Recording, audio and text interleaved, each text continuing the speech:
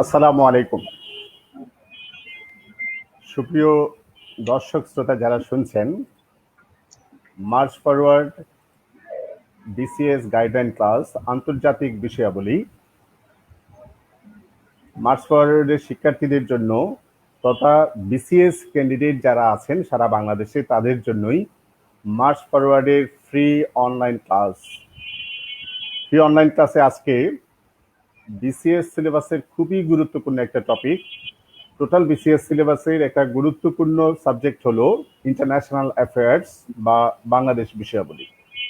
বাংলাদেশ বিষয়াবলী আন্তর্জাতিক বিষয়াবলী। আন্তর্জাতিক বিষয়াবলী নিয়ে বিসিএস প্রিলিমিনারিতে প্রশ্ন হয়, 20 মার্কসের অনেক বড় একটা প্রশ্ন হয়। আন্তর্জাতিক বিষয়াবলী নিয়ে বিসিএস লিখিত পরীক্ষায় 100 মার্কসের প্রশ্ন হয়, একটা পার্ট আছে। আন্তর্জাতিক বিষয়গুলো নিয়ে বিসিএস ভাইভাতেও প্রশ্ন করা হয় সাধারণত। তো আমি নিজে কথা বলবো না, আজকে আমাদের সম্মানিত অতিথি, আমরা খুবই প্রিভিলেজড, আমরা খুবই খুশি।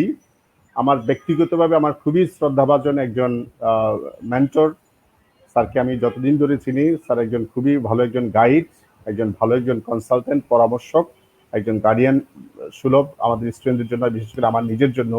স্যারের সাথে আমার পরিচয় থেকে শুরু করে এখন পর্যন্ত আমি স্যারকে খুবই ইতিবাচক একজন মেন্টর হিসেবে, একজন গুড হিউম্যান বিং হিসেবে আমি পেয়েছি, এবং স্যার খুবই ভালো একজন আলোচক। বিশেষ করে আন্তর্জাতিক বিষয়াবলীতে যেহেতু উনি একজন কেরিয়ার সিভিল সার্ভেন্ট, একজন practitioner, foreign affairs, diplomacy, international relations, এগুলোর উপরে যেহেতু স্যার নিজে একজন প্র্যাকটিশনার, স্যার 13th বিসিএস ব্যাচের একজন পররাষ্ট্র ক্যাডারের একজন মেধাবী কর্মকর্তা। স্যার নিজে খুব ভালো রেকর্ড আছে, স্যারের বিসিএস পরীক্ষায় তার মেধা তালিকায় স্থান আছে। স্যার কুয়েত থেকে লেখাপড়া করেছিলেন, ব্যক্তিগতভাবে একজন ইঞ্জিনিয়ার, এবং স্যারের আরো অনেক পরিচয় আছে।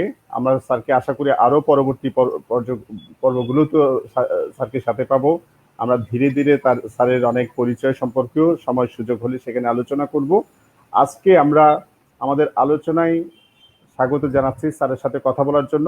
আজকের আলোচনাটাকে আমি 3টা পর্যায়ে ভাগ করেছি। একটা পর্যায় হচ্ছে, স্যার যেহেতু একজন ফরেন অ্যাফেয়ার্স ক্যাডার, এবং এই ক্যাডারটির প্রতি আমরা অনেকেই নিজেদের জীবনে এই ক্যাডার হতে চাই অথবা চাই না, কিন্তু এই ক্যাডারের প্রতি সীমাহীন একটু কৌতূহল কাজ করে, অনেক বেশি কৌতূহল আগ্রহ আমাদের কাজ করে। পররাষ্ট্র ক্যাডারের অফিসার হতে হলে কি হয়, সবচেয়ে সেরাটা হতে হয় কিনা, পররাষ্ট্র ক্যাডার অফিসার হলে ওরা কি কি সুবিধা পায়, ওরা কি শুধু সবসময় বাইরে বাইরে ঘুরে। একজন আমাকে বলেছিল আমি পররাষ্ট্র ক্যাডার হতে চাই কারণ বো বো বো বো সারা পৃথিবীতে ঘুরবো, বিষয়টি আসলে এরকম। আবার অনেক সময় রেড পাসপোর্টের কথা শুনি, ইত্যাদি ইত্যাদি। এগুলো শোনার পরে মাথাটা এমনিতেই খারাপ হয়ে যায়। আমি নিজে 3বার বিসিএস পরীক্ষা দেওয়ার সুযোগ হয়েছিল, 27, 28, 29তম। এই 3টা বিসিএস পরীক্ষা আমার প্রথম চয়েস ছিল বিসিএস পররাষ্ট্র ক্যাডার। তো বুঝতেই পারছেন স্যারের কথা অনেক দেরিতে হলেও আমি আবার শুনবো মনোযোগের সাথে। মানুষের আগ্রহ, মানুষের মোহ, এগুলো খুব সহজে শেষ হয় না। পারবো না, পাইনি, এটা জানার পরেও জীবনানন্দের ভাষায় বিরহী কাতর মানুষের মতো আমরা এগুলো শুনতে চাই। আমি ব্যক্তিগতভাবে নিজেও শুনবো এবং ঋদ্ধ হব। আর আমার যারা দর্শক শ্রোতা মার্চ ফরওয়ার্ড বিসিএস গাইডলাইন ক্লাসে আজকে যারা আছেন, তাদেরকে বলি, প্রত্যেকটি ক্যাডার, যে ক্যাডারটা আমরা নিজে চাই অথবা নিজের জন্য চাই অথবা চাই না, অন্য ক্যাডারের কর্মসূচিগুলো, অন্য ক্যাডারের সুবিধা, ভালো মন্দ, কেরিয়ার অ্যাসপেক্টস, এগুলো সম্পর্কেও জানা কিন্তু আমাদের নলেজ থাকা আমাদের উচিত। তো সুতরাং আমার মনে হয় আমি আজকে প্রথমে স্যারকে, যেহেতু এই সুযোগে পেয়েছি, আমি বিসিএস পররাষ্ট্র ক্যাডার সম্পর্কে স্যার কাছ থেকে একটু শুনতে চাইবো। প্লাস আন্তর্জাতিক বিষয়াবলী, আমাদের প্রিলিমিনারি, লিখিত এবং ভাইবা পরীক্ষা আন্তর্জাতিক বিষয়াবলী সিলেবাসের কন্ট্রিবিউশনটা কি, এটার গুরুত্বটা কি, এটাতে আমাদের কিভাবে প্রিপারেশন নিতে হবে, এই বিষয়গুলো নিয়ে আমি মূলত আজকে স্যারের সাথে কথা বলবো। আন্তর্জাতিক সম্পর্কে সিলেবাস আলোচনায় স্যার নিজেই কথা বলবেন। আর স্যারের যদি সুযোগ হয়, আমাদের কয়েকটি নমুনা প্রশ্ন যেগুলো রিসেন্ট বিসিএস পরীক্ষায় এসেছে, সে 40তম বিসিএস হতে পারে বা যে কোনো বিসিএস প্রিলিমিনারিতে, যাতে আপনাদের বুঝতে সুবিধা হয়, সেই বিষয়ে স্যার চাইলে আমাদের সময় যদি কভার করে কয়েকটাতে উপরে উনি আলোকপাত করবেন। তো যাই হোক, আমি আজকে স্বাগত জানাচ্ছি আজকের আমাদের March Forward BCS guideline class আন্তর্জাতিক বিষয়াবলীতে স্বাগত জানাই আমাদের শ্রদ্ধেয় শিক্ষক ফরহাদুল ইসলাম, ফরহাদুল ইসলাম স্যার, সম্মানিত ডিরেক্টর জেনারেল পররাষ্ট্র মন্ত্রণালয়, বাংলাদেশ সরকার। Sir. Obaidullah Chowdhury, thank you very much. যেভাবে থ্যাংক আপনি ইউ স্যার। উপস্থাপন করলেন, আমি জানি না whether I can be placed myself against the young cadre officers to be proposed. Yes, sir. আমি তো আশা করি ইনশাআল্লাহ এর ভিতরে অনেকেই সুযোগ পাবে ইনশাআল্লাহ সিভিল সার্ভিসে আসার, এবং I am eagerly waiting to welcome some of them to the Ministry of Foreign Affairs. যত আশা করতেই পারি, এবং ইনশাআল্লাহ কেউ না কেউ তো এখান থেকে আসবে বলে আমার দৃঢ় বিশ্বাস এখানে আছে। সালাম আলাইকুম। হ্যাঁ, আমি জাস্ট শুরু করি। সালাম আলাইকুম and good evening to everybody. বিভিন্ন ধর্মের যারা আছেন তাদের ধর্ম অনুযায়ী আমার স্যালুটেশন গ্রহণ করবেন। দেশের বিভিন্ন প্রান্তে আপনারা আছেন, লাইভ শুনছেন বা লাইভ পার্টিসিপেট করছেন। করোনার এই সময়টাতেও আপনারা যেভাবে সাড়া দিচ্ছেন, আমি ফেসবুকে খুব বেশি একটা অ্যাক্টিভ না, বাট এই প্রোগ্রামটার জন্য আমি যখন ঢুকেছি ভিতরে, সাথে সাথে আমার যিনি সহকর্মী ওবায়দুল্লাহ চৌধুরী, উনিও আমাকে বারবার বলতেছিলেন, ভালোই লাগছে যে সবাই খুব আগ্রহী। আমিও খুব নিজেকে ইয়াং মনে করছি এই বয়সে। আমি 50-এর উপরে ইয়াং মানুষ, ওল্ড না ইয়াং মানুষ আমি নিজেকে মনে করতে পারি যখন ইয়াংদের ভিতরে আমি নিজেকে রাখি। আমি বিশেষভাবে ধন্যবাদ দিতে চাচ্ছি ওবায়দুল্লাহ চৌধুরীকে, যে আমাকে এই ফেজে আসার সুযোগ দিয়েছে। আমি বিভিন্ন জায়গায় বিভিন্ন সময় ক্লাস নিয়ে থাকি বিসিএস এর, বাট এই যে ফোরামটা মার্চ ফরওয়ার্ড, ফিলান্থ্রপিক একটা ফোরাম, যেটা ওবায়দুল্লাহ চৌধুরী পরিশ্রম করছেন যার পিছনে, এবং তার একটা বড় অবদান আমাকে সুযোগ দিয়েছেন এখানে আসার, সবার সাথে মেশার। সাথে আমি বিশেষভাবে ধন্যবাদ জানাবো আমার ব্যাচমেট বাদল সাইদকে, যে আমাকে এখানে আসার জন্য অনুমতিও দিয়েছে। সাথে সাথে আমি ধন্যবাদ জানাবো এই প্রোগ্রামের যারা স্পন্সর বা অ্যাডভাইজার বা টিম মেম্বার, এদের সবাইকে। এদের কারণেই এই প্রোগ্রামটা সবার কাছ থেকে অলমোস্ট বিনা পয়সায় করা, এবং বারবার আমি বাদল সাইদের বিষয়টা আমি দেখেছি ফেসবুক পোস্টে, যে উনি বারবার বলেছেন যাতে করে যাদের সামর্থ্য আছে ফিস দিয়ে পড়ার, সে চিটাগাং হোক, ঢাকা হোক, খুলনা হোক, রাজশাহী হোক, বিভিন্ন জায়গায় তারা যেন সেখানে যায়, এবং যাদের সামর্থ্যের পরিমাণে একটু ঘাটতি হয়তোবা আছে, বা যাদের পক্ষে সবসময় ক্লাস করা দূরে গিয়ে সম্ভব হয়ে ওঠে না, ঘরে বসে যাতে অন্তত তারা স্কুলের শিক্ষক হওয়ার জন্য, বিসিএস অফিসার হওয়ার জন্য বা কম্পিটিটিভ পরীক্ষাগুলোতে অংশগ্রহণ করতে পারে, সেই ফোরামটা এনারা তৈরি করে দিয়েছেন। আমার দেখা বাংলাদেশে এ ধরনের অ্যাক্টিভিটিস এবারই প্রথম। মার্চ ফরওয়ার্ডই এই কাজটা প্রথম করছে বলে আমি মার্চ ফরওয়ার্ড এবং এদের কর্ণধার, এদের পরিচালক, এদের যে sponsor, guide, advisers, team members, সবাইকে আবারও ধন্যবাদ দিয়ে আমি শুরু করছি। আমি ওবায়দুল্লাহ চৌধুরীকে অনুরোধ করছি, আপনি তখন একটা কিছু প্রশ্ন করতে চেয়েছিলেন আমাকে শুরু করার জন্য। Thank you sir. যারা শুনছেন, বিশেষ করে আমাদের বিসিএস ক্যারিয়ার এক্সপেক্টেন্টস যারা আছেন, তাদেরকে বলি আপনাদের জন্য এটাও একটা আনন্দের বিষয়, আমার জন্য তো অবশ্যই, আমাদের সকলের জন্যই। এম ফরহাদুল ইসলাম স্যারের আরেকটা পরিচয় আছে। উনি শুধু বাংলাদেশের পররাষ্ট্র মন্ত্রণালয়ের সম্মানিত ডিরেক্টর জেনারেল নন, উনি বিসিএস গ্রুমিং, বিসিএস কোচিং বলতে আমরা যেটা বুঝি, সারা বাংলাদেশে বিসিএস প্রিলিমিনারি, রিটেন এবং ভাইভাতে বাংলাদেশের শীর্ষ প্রতিষ্ঠান খুব সুনামের সাথে কাজ করছে। বিসিএস ওরাকল, বিসিএস কনফিডেন্স, এরকম প্রতিষ্ঠানগুলোতে উনি বিসিএস রিটেন ভাইভাতে গ্রুমিং সেশনগুলোতে অংশ নেন এবং ছেলে মেয়েদেরকে সহায়তা করেন, ইয়াং জেনারেশনকে। এর চেয়েও আমি আজকে এই সুযোগটা নিব, সবচেয়ে বেশি ভালো লাগছে শেয়ার করার জন্য। আমাদের ফরহাদ স্যার হচ্ছেন মার্চ ফরওয়ার্ডের প্রতিষ্ঠাতা এবং চিফ প্যাট্রন বাদল সৈয়দ স্যারের ব্যাচমেট। ওনারা দুজনই BCS 13th BCS cadre officer. আমাদের বাদল সৈয়দ স্যার হচ্ছেন বিসিএস ট্যাক্সেশন, আর ফরহাদ স্যার হচ্ছেন বিসিএস ফরেন অ্যাফেয়ার্স ক্যাডার। তো সুতরাং আমার মনে হয় এটা আমাদের জন্য একটা প্রিভিলেজ। স্যার তো বললেনই বাদল সৈয়দ স্যারের কথা। যাই হোক, আমরা আজকে আমাদের মূল আলোচনায় ঢুকে যাচ্ছি, মূল আলোচনায় প্রবেশ করতে চাচ্ছি। আমি শুরুতেই স্যারের কাছ থেকে জানতে চাইবো, আমি নিজে এবং সকলের শোনার জন্য, সেটা হচ্ছে বিসিএস পররাষ্ট্র ক্যাডার কারা হয় বা কিভাবে হয় বা এটার সিলেকশন? আমরা তো একটা জানি বিসিএস সার্কুলার হয়, সেখানে চয়েস অনুযায়ী ছেলেমেয়েরা চয়েস দেয়। এরপর বিসিএস ভাইবা বোর্ডে ঠিক কোন ছেলে মেয়েদেরকে বিসিএস ক্যাডার অফিসার হিসেবে, বিসিএস ফরেন অ্যাফেয়ার্স ক্যাডার হিসেবে সিলেকশন করা হয়, সিলেকশনের ক্ষেত্রে কোনো বিশেষ ক্রাইটেরিয়া আছে কিনা, প্লিজ স্যার। ধন্যবাদ মোস্তফা ওবায়দুল্লাহ চৌধুরী। যে কোনো ক্যাডারের প্রথমে আমি বলে নিই যে সব ক্যাডারই বাংলাদেশে গুরুত্বপূর্ণ, কোনোটাকেই আলাদা করে দেখার সুযোগ নাই। হাতের 5 আঙ্গুলি সমান। দেশকে সেবা দেওয়ার জন্য, সরকারকে সেবা দেওয়ার জন্য সবগুলো ক্যাডারই গুরুত্বপূর্ণ, যার যার জায়গা থেকে সে দেশকে সেবা করে থাকে। পররাষ্ট্র ক্যাডার, যে কটা ক্যাডার আছে, 26টা বা 27টা ক্যাডার এখন বর্তমানে আছে, তার একটা ক্যাডার পররাষ্ট্র ক্যাডার। হ্যাঁ, স্বভাবতই মানুষের একটা আগ্রহ বা যারা বিসিএস পরীক্ষা দেয় তাদের একটা বড় অংশের আগ্রহ থাকে পররাষ্ট্র ক্যাডারে যোগদান করার। যদিও পররাষ্ট্র ক্যাডারে পদ সংখ্যা বেশ কম। আমরা যখন জয়েন করি তখন 8 জন অফিসার নেওয়া হয়েছিল, এবং আমরা উপরের দিকেই ছিলাম মেধা তালিকাতে। বাংলাদেশের যে কম্বাইন্ড মেরিট লিস্ট হয় তার উপরের দিকেই সবাই নরমালি থেকে থাকে। যখন ক্যাডার কোটা ছিল তখন হয়তো যারা কোটায় আসছে তারা হয়তো টপ 10 এর ভিতরে না থাকলেও কাছাকাছি জায়গায় থেকেছে, কিন্তু যারা মেধাতে এসছে, যেমন আমরা 1 2 3 4 8 জনের 4 জন আমরা মেধায় এসছিলাম, এবং তারা আমরা বাংলাদেশের টোটাল মেরিট লিস্টের 1 2 3 4 এ ছিলাম। আমিও একজন তাদের ভিতরে ছিলাম, দুর্ভাগ্যক্রমে বা সৌভাগ্যক্রমে। নির্বাচন প্রক্রিয়ায় তো বিসিএস একইভাবে পরীক্ষা দিতে হয়। প্রিলিমিনারি পাশ করা ছাড়া খুব একটা কোনো গুরুত্ব, যেমন আপনারাও জানেন আমিও জানি যে তেমন কোনো গুরুত্ব নেই, আদার দেন পাশ করে রিটেনে অ্যালাউ হওয়া। রিটেন থেকে প্রকৃত পরীক্ষায় কে কোন ক্যাডার পাবে বা পাবে না, চাকরি পাবে বা পাবে না, সেটা শুরু হয়ে যায়। তো যারা এই রিটেন এবং ভাই আমাকে অভিনন্দন জানিয়েছেন, থ্যাংক ইউ ভেরি মাচ আপনাকেও।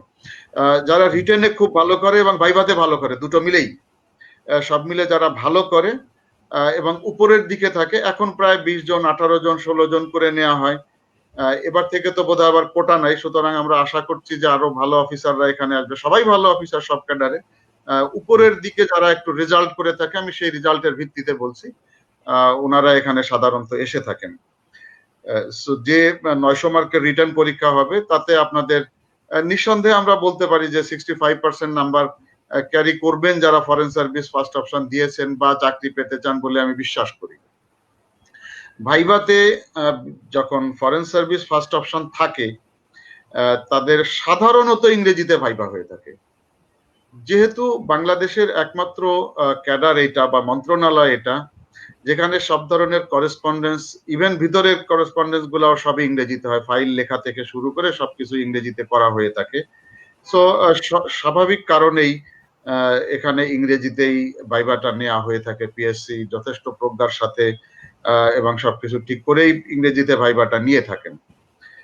আর ইংরেজিতে তো শুধু ভাইভাতে তো একটা জিনিস দেখা হয় না, একজন মানুষ খুব স্মার্টলি একটা প্রশ্নের জবাব না দিচ্ছে সেটাও ভাইবার অংশ।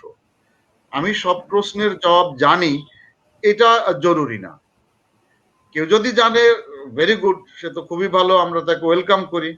বাট সব প্রশ্নের জবাব না জেনেও সে পেতে পারে, কারণ না বলাটাও একটা টেকনিক, সুন্দর করে উপস্থাপন করা না বলাটাকে, সেটাও ভাইবার একটা অংশ। নিজেকে উপস্থাপন করা, আমার বাচন ভঙ্গি, এক্সামিনার যারা আমার সামনে আছেন, বোর্ড মেম্বাররা, সম্মানিত বোর্ড মেম্বাররা আছেন, তাদেরকে খুশি করা, এটা একটা বড় জিনিস আমার জন্য। সো এই সবকিছু মিলে ভাইবা এবং রিটেন সবকিছু মিলেই ফাইনাল রেজাল্টটা হয়ে থাকে, এবং যারা টপের দিকে আসে সো তারাই এখানে চান্স পায় বলে আমার ধারণা। সব ক্যাডারেই ভালো আছে, সব ক্যাডারেই স্বাভাবিক ধরনের সব ধরনের অফিসারই আছে। তো ওবায়দুল্লাহ, নির্বাচন প্রক্রিয়াটা আপনি নিশ্চয়ই বুঝতে পেরেছেন আশা করছি। জি জি, তার মানে হচ্ছে স্যার বিসিএস পররাষ্ট্র ক্যাডারে যারা, ওইটা যাদের ড্রিম ক্যাডার, যারা পররাষ্ট্র ক্যাডারে প্রবেশ করতে চায়, তাদেরকে নিজেকে অনেক বেটার ভাবে প্রিপেয়ার করতে হবে।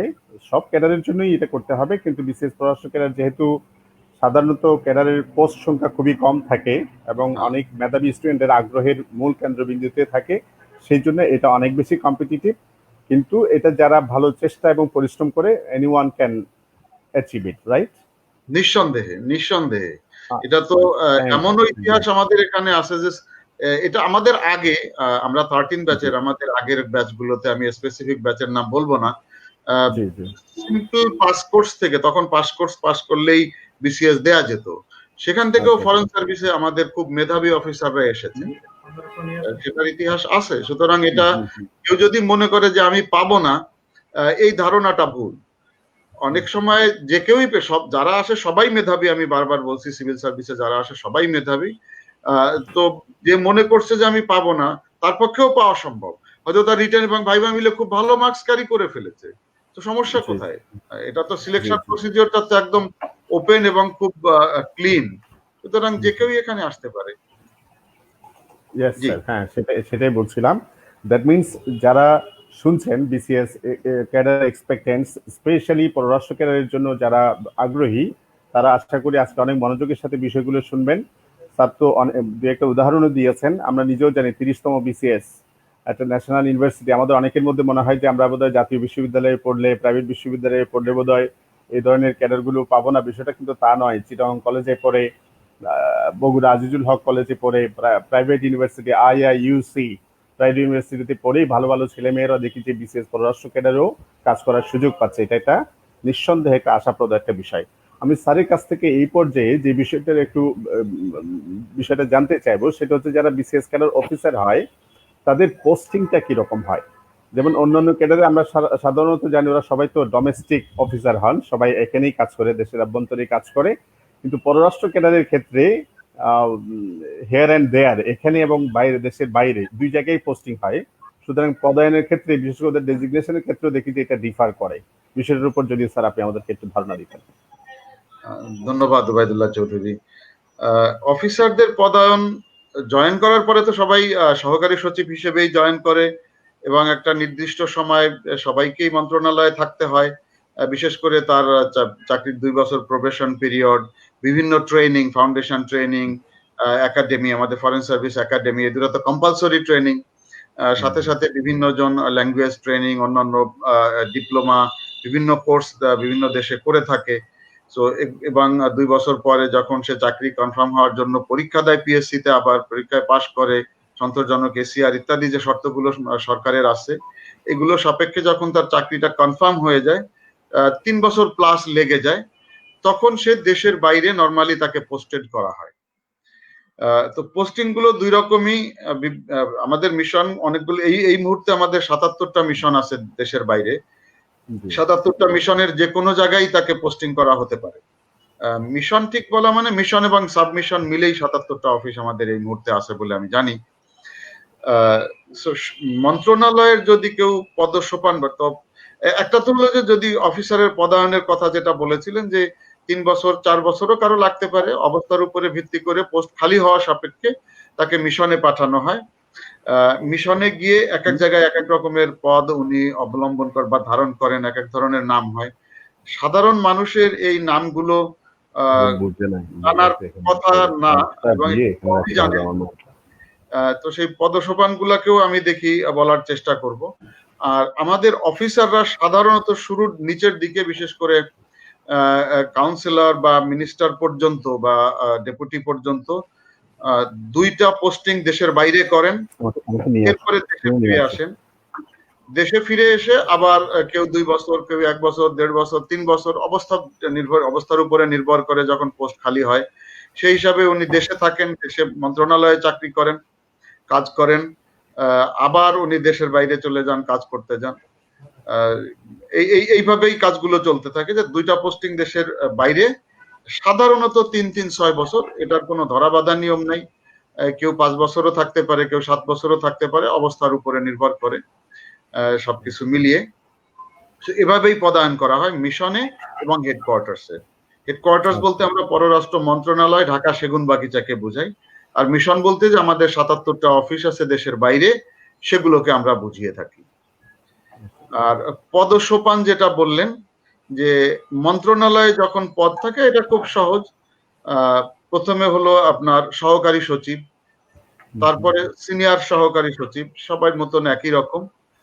এরপরে প্রমোশন হলে তাকে পরিচালক হিসাবে পদোন্নতি দেওয়া হয়, তারপরে প্রমোশনটা হয় মহাপরিচালক হিসেবে, তারপরে অতিরিক্ত পররাষ্ট্র সচিব, তারপর পররাষ্ট্র সচিব, অথবা পররাষ্ট্র সচিব পর্যায়ে একাধিক পদ আমাদের মন্ত্রণালয়ে আছে। একজন পররাষ্ট্র সচিব হন, কয়েকজন সচিব আকারে সচিব হিসাবে বা এ গ্রেড অ্যাম্বাসেডর হিসাবে মন্ত্রণালয়ে কখনো কখনো 2-3 জন সচিব থাকেন, নট ফরেন সেক্রেটারি, সচিব। ওনাদের অন্যান্য বিভিন্ন বিষয়ে দায়িত্ব দিয়ে থাকেন সরকার। সো এটা হলো আপনার দেশের ভিতরে পদসোপান যদি আপনি জানতে চেয়ে থাকেন। বিদেশে 3 ধরনের বা 4 ধরনের পোস্টিং হয়ে থাকে, এটা একটু অন্যদের তুলনায় আলাদা রকমের। যেমন হাই কমিশনে একরকম পদায়ন হয়, এমবাসি বা দূতাবাস যেটাকে আমরা বলি বা এমবাসি বলে থাকি, সেটাতে একরকম পদায়ন হয়, কনসুলেট জেনারেলে একরকম পদ হয়, ডেপুটি হাই কমিশনে একরকম পদ হয়, সহকারী হাই কমিশনে একরকম পদ হয়। তো নাম ভিন্ন ভিন্ন রকম হয়ে যায়, এজন্য এটা অনেকের জন্য জটিল হয়। আমি বলে যাই, এরপরে যদি আমাকে ওবায়দুল্লাহ চৌধুরী বা আপনারা যদি বলেন, আমি ওবায়দুল্লাহ চৌধুরী স্যারের কাছে আমার এটা একটা কপি পাঠিয়ে দিব লিখে, ইনশাআল্লাহ উনি যেভাবে ভালো মনে করেন ব্যবহার করবেন। Thank you sir. এটা যদি যারা আপনারা শুনছেন আপনাদের সাথে উনি শেয়ার করতে চান বা উনি যেভাবে ভালো মনে করেন সেভাবে উনি ব্যবহার করবেন ইনশাআল্লাহ। আমি একটা একটা করে শুরু করি যেহেতু লম্বা একটু। হাই কমিশন, এটা একটা ডেফিনেশনও আছে, এটা খুব কমনলি সবাই জানে। মাঝে মধ্যে এটা ভাইভাতে বেশ প্রশ্নও করা হয় যে হাই কমিশন এবং এমবাসির ভিতরে পার্থক্য কি। কাজের ক্ষেত্রে কোনো পার্থক্য নাই, পদের ক্ষেত্রে, অবস্থানের ক্ষেত্রে শুধু পার্থক্য আছে।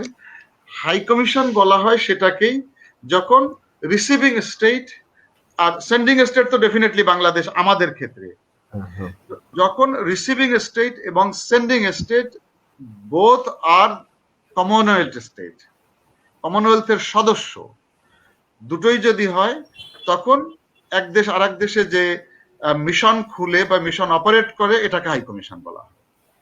যেমন ইন্ডিয়া, পাকিস্তান, বাংলাদেশ, শ্রীলঙ্কা এগুলো সব কমনওয়েলথভুক্ত দেশ, বা ব্রিটেন কমনওয়েলথভুক্ত দেশ, অস্ট্রেলিয়া।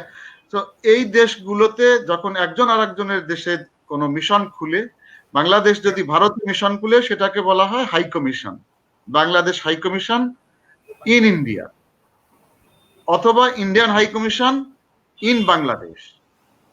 এটা হলো হাই কমিশন। আশা করি আপনারা যারা শুনছেন পরিষ্কার হয়েছেন। দূতাবাস বলতে আমরা যেটা বুঝি সহজে, যে একটা যখন কমনওয়েলথ দুটোই যখন একই সাথে মেম্বার না হয়, একটা হতে পারে দুটোই না।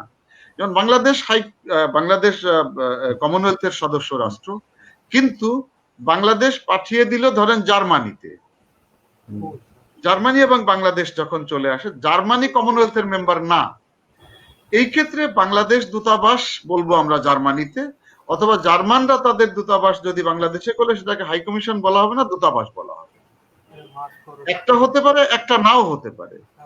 দুটোই যদি কমনওয়েলথ কান্ট্রি না হয়, ধরেন চায়না এবং জাপান, এই দুটোর কোনোটাই কমনওয়েলথ স্টেট না, তো তাদের ক্ষেত্রেও এটা জাপান এম্বাসি যদি চায়নাতে হয় সেটাকে বলা হবে জাপান দূতাবাস ইন চায়না, দূতাবাস এম্বাসি, অথবা চাইনিজ এম্বাসি ইন জাপান।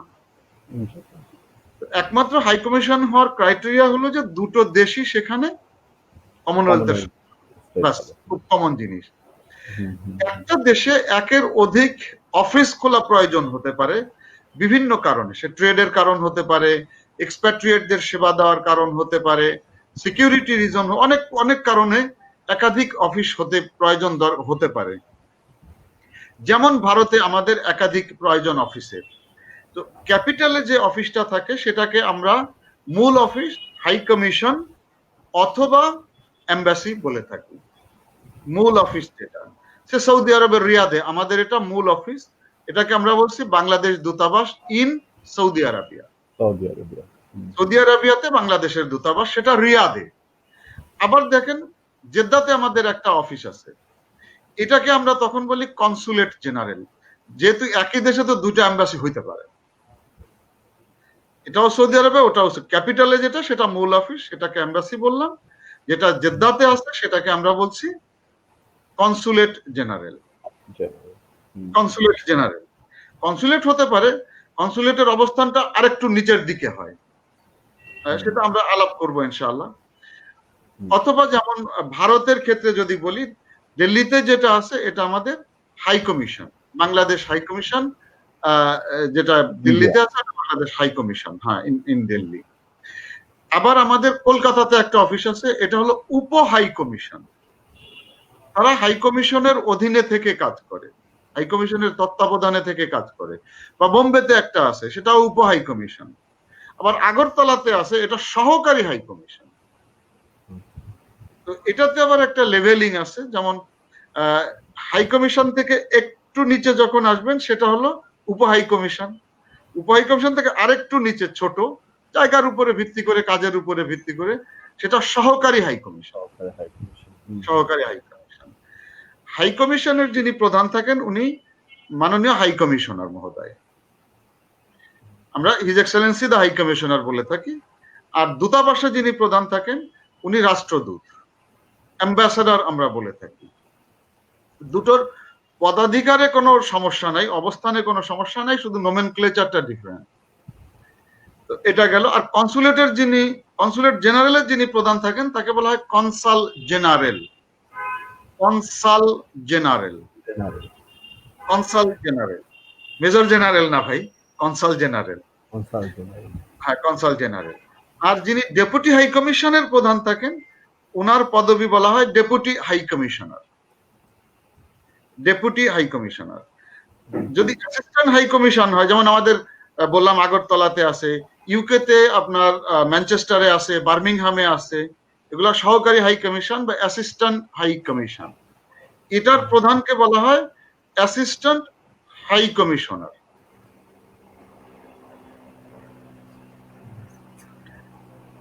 ঠিক আছে, অ্যাসিস্ট্যান্ট হাই কমিশনার বলা হয়ে থাকে। তো এটা গেল প্রধানদের পদবি। এখন যদি আমি প্রত্যেকটা অফিসের পদবি নির্ণয় করি, আমরা শুরু করি হাই কমিশন দিয়ে, দেখা যাক। প্রায় প্রত্যেকটার ভিতরে সিমিলারিটি আছে, বোর্ড থাকলে লিখে দিলে আপনারা দেখতেন যে এটা ভয়ের কিছু না, সব মিল আছে, এবং একটা দুইটা জায়গায় শুধু পার্থক্য আছে, এর বেশি কিছু। তো যখন ইনশাল্লাহ আমরা বোর্ডে বসবো, বোর্ডে লিখবো, তখন দেখবেন আপনাদের কাছে আর মোটেই কষ্ট মনে হবে না, একই রকমের নাম সবই। হাই কমিশনে শুরু করি সাধারণত আমরা তৃতীয় সচিব থেকে।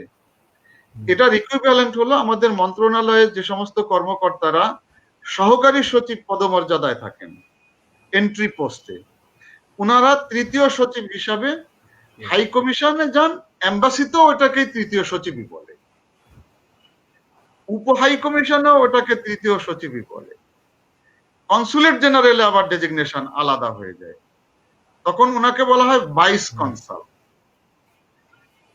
ভয় পাওয়ার কিছু না, আবারও ঘাবড়ায় না, নামের শুধু আলাদা, আমরা লিখে দিব ইনশাআল্লাহ সবকিছু। এরপরে যখন সিনিয়র অ্যাসিস্ট্যান্ট সেক্রেটারি পদমর্যাদায় উনি পদোন্নতি প্রাপ্ত হন, তখন হাই কমিশনে ওনাকে দ্বিতীয় সচিব বলা হয়, সেকেন্ড সেক্রেটারি। দূতাবাসে ওনাকে সেকেন্ড সেক্রেটারি বলা হয়, উপ হাই কমিশনেও সেকেন্ড সেক্রেটারি বলা হয়, কনসুলেট জেনারেলেও ওনাকে ভাইস কনসালই বলা হয়। তার মানে কনসুলেট জেনারেলে তৃতীয় সচিব, দ্বিতীয় সচিব দুইজনকেই ভাইস কনসাল হিসেবে নাম দেওয়া হয়। এরপরের যখন আবার প্রমোশন, আরেকটা প্রমোশন হয়, বা আরেকটা বিষয় এখানে আসছে যে আপনার দ্বিতীয় সচিব হিসাবে যখন উনি 2 বছর কনফার্ম চাকরি পূর্ণ হয়ে যায় ওনার, তখন উনি প্রথম সচিব হিসাবে পদোন্নতি পাওয়ার জন্য যোগ্য হন। সরকারের সিদ্ধান্ত, সরকার চাইলে দেরি করেও দিতে পারে, চাইলে আগেও উনাকে দায়িত্ব দিয়ে দিতে পারেন, যেটাকে কারেন্ট চার্জ বলতে পারেন, বা আমরা মিশনের জন্য এটাকে বলি স্থানীয় পদমর্যাদা, লোকাল র্যাঙ্ক। সেটা সরকার আগেই 1 বছর আগে দিয়ে দিতে পারে চাইলে, যদি সরকার খুশি হন তাকে দিয়ে দিবেন, সেটা সরকারের সিদ্ধান্ত। তার মানে দ্বিতীয় সচিব বা সেকেন্ড কি বলে আপনার সিনিয়র অ্যাসিস্ট্যান্ট সেক্রেটারি হিসাবে কমসে কম 2 বছর যখন উনি চাকরি করলেন, তখন উনি প্রথম সচিব হিসাবে হবেন। এটার ইকুইভ্যালেন্ট মিনিস্ট্রিতে কিন্তু সেকেন্ড সিনিয়র সহকারী সচিব, যেমন দ্বিতীয় সচিব ও সিনিয়র সহকারী সচিব, প্রথম সচিব ও সিনিয়র সহকারী সচিব, শুধু পার্থক্য হলো যে 2 বছরের অতিরিক্ত সিনিয়র উনি চাকরি। তার মানে যদি 5 বছর প্রয়োজন হয় সিনিয়র অ্যাসিস্ট্যান্ট সেক্রেটারি হতে বা দ্বিতীয় সচিব হতে, 7 বছর চাকরি প্রয়োজন হবে প্রথম সচিব হতে। এটাই। এরপরে উনি আবার যখন প্রমোশন পাবেন 5th গ্রেডে, যেটা আমাদের প্রশাসন ক্যাডারের ভাইরা উপসচিব হিসাবে পদোন্নতি পান, পররাষ্ট্র মন্ত্রণালয়ে 5th গ্রেডের অফিসারদেরকে পরিচালক বলা হয়ে থাকে। এই পরিচালক পদটা মিশনে আবার কাউন্সিলর হিসেবে নাম ধারণ করে। হাই কমিশনেও সেটা, দূতাবাসেও সেটা, উপ হাই কমিশনেও সেটা। এই কনসুলেট জেনারেলে এসে তখন ওনারা কনসাল হয়ে যান। প্রথম সচিব এবং কাউন্সিলর পদমর্যাদার দুইজনেরই উপাধি কনসুলেট জেনারেলে আসলে কনসাল হয়ে যান। তার মানে তৃতীয় সচিব এবং দ্বিতীয় সচিব ইনারা দুইজন কনসুলেট জেনারেলে ভাইস কনসাল। প্রথম সচিব এবং কাউন্সিলর ইনারা দুইজন কনসুলেট জেনারেলে একই পদবিভুক্ত হবেন, যেটাকে বলা হবে কনসাল। কনসাল। এখন কোন কনসাল প্রথম সচিব, কোন কনসাল কাউন্সিলর, এটা বাইরের থেকে চট করে বোঝা যাবে না ডিপ্লোম্যাটিক ডেজিগনেশন দেখে। এরা যারা ভিতরের তারাই শুধু বুঝবে। মানে এদের বেতনের পার্থক্য আছে, এদের অ্যালাউন্সেস এর পার্থক্য আছে, সিনিয়রিটির পার্থক্য আছে, but diplomatic consulate in fact diplomatic enclave না, এটা কনসুলার ইনক্লেভ। যে দেশে কাজ করছে, সে ধরেন আমাদের জেদ্দাতে যদি কেউ কাজ করে, তো সে ওই যে সৌদি আরবের লোকজন বা সৌদি আরবের সরকার বুঝবে না যে এই কনসাল কি প্রথম সচিব নাকি এই কনসাল কাউন্সিলর, তার বোঝা দরকার নাই। কেউ লিখেছে একদম নতুন কিছু শিখছি, ধন্যবাদ যদি আপনি নতুন কিছু শিখে থাকেন। এটা তো ভাই ওই আপনি যেটা লিখেছেন এটা ওই সেন্সের কোচিং না, এটা আমি তো প্রথমেই এই জন্য ওবায়দুল্লাহ চৌধুরী এবং আমার ব্যাচমেট বাদল সাইদকে ধন্যবাদ দিয়েছি। ভিন্ন ধর্মী একটা প্রোগ্রাম, যেটা আরো বেশি সবার জন্য উপকার হবে বলেই আমি মনে করছি। Anyway, thank you very much আপনার কমেন্টের জন্য। এর পরের প্রমোশন যখন হয় তখন উনি বিভিন্ন দিকে চলে যান। যখন মন্ত্রণালয়ে ডিজি হিসাবে পদোন্নতি পান, যেটা 3rd গ্রেডের। মিশনে ডিজিদের পোস্টগুলো বিভিন্ন রকমের। যখন উনি হাই কমিশনে প্রথম যান তখন উপ হাই কমিশনার হিসাবে ওনার পদোন্নতি হয়ে থাকে। দূতাবাসে যদি যান তখন ওনাকে মিনিস্টার পদবি দেওয়া হয়ে থাকে, মন্ত্রী। বাংলার বানান একই রকমের, একদম একই রকমের, MINISTER। আর কনসুলেট জেনারেলে যখন হন তখন ওনাকে কনসাল জেনারেল পদবি দেওয়া হয়। ডেপুটি হাই কমিশনে হলে ডেপুটি হাই কমিশনার বলা হয়। এই জায়গাটা একটু সামান্য পার্থক্যগুলো রয়ে গেছে। বাট এই ডিজি সাহেবই যখন আবার মিশন প্রধান হিসাবে চলে যান, ওনাকে আবার এখান থেকেই রাষ্ট্রদূত করা হয়ে থাকে। রাষ্ট্রদূতের ভিতরে 3 ধরনের ক্যাটাগরি আছে রাষ্ট্রদূত বা high commissioner, A, B, C। 3rd গ্রেডে যে অফিসাররা, দ্যাট মিনস ডিজি লেভেলে যারা যে অফিসাররা, ওনারা সি গ্রেড অ্যাম্বাসেডর হিসাবে পদোন্নতি পান বা পদায়ন হন মিশনগুলোতে। অ্যাম্বাসিতে যখন উনি অ্যাম্বাসেডর বা হাই কমিশনার হিসাবে যান, এগেইন এই সি, বি বা এ এগুলো রিসিভিং স্টেটের কোনো বিষয় না, এগুলো স্রেফ পররাষ্ট্র মন্ত্রণালয়ের আভ্যন্তরীণ বিষয়। এটা বাইরের কোনো মিনিস্ট্রিও জানে না, কেউই জানে না। এটা স্রেফ তার ভিতরকার অবস্থানটা পররাষ্ট্র মন্ত্রণালয়ে। যখন উনি গ্রেড 2-তে পদোন্নতি প্রাপ্ত হন, অ্যাডিশনাল ফরেন সেক্রেটারি, তখন উনি বি গ্রেড অ্যাম্বাসাডর হিসাবে পোস্টেড হয়ে যান। আর যখন সেক্রেটারি লেভেলে উনি হন তখন এ গ্রেড লেভেলে উনাকে এ গ্রেড অ্যাম্বাসাডর বলা হয়। তো এটা হলো অ্যাম্বাসাডারদের ভিতরে ক্লারিফিকেশন।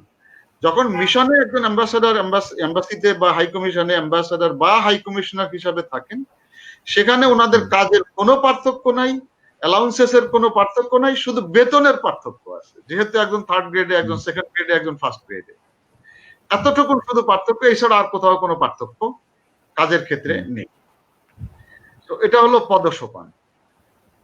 আমি জানি না পরিষ্কার করতে পেরেছি কিনা ভাই ওবায়দুল্লাহ চৌধুরী। ধন্যবাদ স্যার। আসলে ওই যে যারা একেবারেই নতুন স্যার, তাদের জন্য তো কনসুল, কনসাল এরপর আবার আপনি স্বয়ং মিনিস্টারকে হাজির করেছেন, এখানে আবার এ বি সি ক্যাটাগরি আছে। শুধু আমার হ্যাঁ মনে হয় স্যার প্রাইমারি আইডিয়ার জন্য আমরা আজকে এতটুকু পদসোপান বা হায়ারার্কি নিয়ে আলোচনা করলাম। পরবর্তী যখন ক্লাস হবে, ক্লাসে আমরা তো একটা বোর্ডে একটা চার্টের মাধ্যমে, হ্যাঁ, এবং সবচেয়ে ভালো স্যার আপনাকে স্পেশাল থ্যাঙ্কস, স্যার বলেছেন উনি একটা নোট আমাদেরকে সরবরাহ করবেন এই ব্যাপারে, একটা ডিটেইলস লিখে পদসমান হায়ারার্কি বা কিছু বেসিক ইনফরমেশন। তো স্যারের কাছ থেকে এটা পেলে আমরা খুব ইমিডিয়েটলি এটা আপনাদেরকে পিডিএফ আকারে আপনাদেরকে দিয়ে দেবো, আপনাদের ইমেলে আপনাদেরকে আপনারা পেয়ে যাবেন ইনশাল্লাহ। এটার জন্য special thanks to our Farhadul Islam sir. Sir আর একটা বিষয় আমরা একটু যদি একটু ইন ব্রিফ একটু আমাদেরকে জানাতেন, আসলে what are the major functions of diplomats বা ফরেন অ্যাফেয়ার্স ক্যাডার অফিসার্স। আমি ওবায়দুল্লাহ এক কথায় বলে দিব। জি স্যার, বলেন স্যার। এক কথা হলো যে কনস্টিটিউশনের আর্টিকেল 55 উইদিন ব্র্যাকেট 6, জি জি, হ্যাঁ হ্যাঁ হ্যাঁ, মানে হলো 55। আমি তো just, জি যোগ করলাম। জি 55(6) অনুযায়ী রুলস অফ বিজনেস প্রেসিডেন্টের নির্দেশে বা ওনার অথরিটিতে রুলস অফ বিজনেস তৈরি করা হয় আর্টিকেল 55(6)-এ। 6, এইটার হ্যাঁ হ্যাঁ 21 নাম্বার, যে এটার ভিতরে কে কোন কোন মন্ত্রণালয়ের বা কার কি কাজ এখানেই আইডেন্টিফাই করা আছে। তো পররাষ্ট্র মন্ত্রণালয় বা ক্যারিয়ার ডিপ্লোম্যাটদের 21 নাম্বার এটার যে পয়েন্ট আর্টিকেল, এই 21 নাম্বার আর্টিকেলে ডিপ্লোম্যাট বলতে ফরেন মিনিস্ট্রি এবং মিশন, আমি দুটোকেই বলছি। আমি যখনই জি বলি জি পররাষ্ট্র জি, মন্ত্রণালয়, তখন আপনারা যারা শুনছেন দয়া করে এটা বুঝে নিবেন যে এটা দুটোকেই মিন করা হচ্ছে, পররাষ্ট্র মন্ত্রণালয় এবং তার এমবেসি দূতাবাস, বা হাই কমিশন। দূতাবাস সমূহ মিলেই বলা হচ্ছে, জি, কারণ একটা আর একটা অঙ্গ, কাউকে বাদ দিয়ে কেউ না। আচ্ছা আচ্ছা। তো এখানে 32টা কাজ বলা আছে, হুম হুম হুম, সরকার কর্তৃক 32টা কাজ নির্ধারণ করে দেয়া আছে। সেটা হ্যাঁ, তো এতগুলো ঠিক হবে না, আমি জাস্ট কয়েকটা শুধু বড় রাইট। দাগে 2-4টা শুধু বলি। 32টা আপনারা রুলস অফ বিজনেস খুঁজলেই পেয়ে যাবেন, একদম আচ্ছা আচ্ছা, সিরিয়ালি 1 থেকে 32 পর্যন্ত দেয়া আছে ওখানে আচ্ছা আচ্ছা, 21 নম্বরে। আমি মূল কয়েকটা কাজ আপনাদেরকে বলতে পারি। যেমন কনস্টিটিউশনাল গাইডেন্সের আন্ডারে ফরেন পলিসি ফর্মুলেট করা এবং এক্সিকিউট করা, এটা একটা বড় ফরেন কাজ। পলিসি। ফরেন পলিসি ফর্মুলেট করা এবং এক্সিকিউট করা কনস্টিটিউশনের আন্ডারে থেকে। বি ভেরি কেয়ারফুল যে আমাদের কনস্টিটিউশন সর্বোচ্চ আইন বাংলাদেশের, যে কোনো দেশেরই সর্বোচ্চ আইন। তো কনস্টিটিউশনের বাইরে গেলে সেটাকে নেওয়ার সুযোগ কারোর জন্যই নেই। তো সেখানে ফরেন সার্ভিস কেন আলাদা হবে, সবার জন্যই একই রকম। এটা হলো একদম সর্বপ্রথম। এরপরে হলো যে যতগুলো ল্যান্ড অ্যাক্ট বা মানে পার্লামেন্টে যতগুলো অ্যাক্ট পাস হয় বা ইন্টারন্যাশনাল ট্রিটিস বা কাস্টমারি সোর্সেস যতগুলো আছে, এগুলোকে মেনে তার অ্যাক্টিভিটিসকে পারফর্ম করা, এগুলোর ভিতরে থেকে ইভেন যে দেশে যাচ্ছে সেই দেশের আইন কানুনকে যথেষ্ট শ্রদ্ধার সাথে দেখে এবং মেনে তার ডিউটিকে পারফর্ম করা। আর 32 ফাংশনস তো আমি বললাম, এর ভিতরে আমি ছোট ছোট বলছি। বড় ফাংশন হলো যে বিদেশের যে কোনো দেশের সাথে, দেশ বলতে আমি এখানে শুধু পলিটিক্যাল কান্ট্রি বোঝাতে চাচ্ছি না, দেশ বলতে দুইটা জিনিস বোঝাতে চাচ্ছি। একটা হলো দেশ ইটসেলফ, আর একটা হলো অর্গানাইজেশন, যেমন ইউএন, ওআইসি, সার্ক, বিমস্টেক, ডিএই। তো এগুলাকে আমি স্টেট হিসাবে মিন করছি, যেহেতু এটা ডিপ্লোম্যাটিক অ্যাক্টিভিটিজের অংশ, তারাও আমাদের জন্য এক ধরনের স্টেট। যেমন ডাব্লিউটিও তে আমাদের একটা বিশাল মিশন আছে, ইউএন এ তো আমাদের মিশন আছেই, এবং এই জায়গাগুলোতে সবচেয়ে ভালো অফিসারদেরকে পদায়ন করা হয়ে থাকে। মাল্টিল্যাটারাল ডেস্ক আমরা বলে থাকি বা মাল্টিল্যাটারাল মিশন বলে থাকি। আমাদের এই সমস্ত স্টেট গুলোর সাথে সম্পর্ক তৈরি 1 নম্বর। 2 নম্বর হলো উন্নয়ন করা। প্রথম হলো তৈরি করা, এরপর উন্নয়ন করা। কেন? আমার দেশের স্বার্থ উদ্ধারের জন্য। খুব সহজ ভাষা, আমার দেশের স্বার্থ উদ্ধারের জন্য অন্য স্টেট গুলোর সাথে সম্পর্ক তৈরি করা এবং সেটাকে উত্তরোত্তর বৃদ্ধি করা। এটা হলো ডিপ্লোম্যাটদের একটা কাজ বা ফরেন মিনিস্ট্রির কাজ আপনি বলতে পারেন। For national interest. Of course national ইন্টারেস্টে একজন ডিপ্লোম্যাট যাই করবে, তার কথার ভিতরে সুগার কোটেড মিথ্যা কথা আমরা বলে থাকি আর কি, সুগার কোটেড মিথ্যা কথা।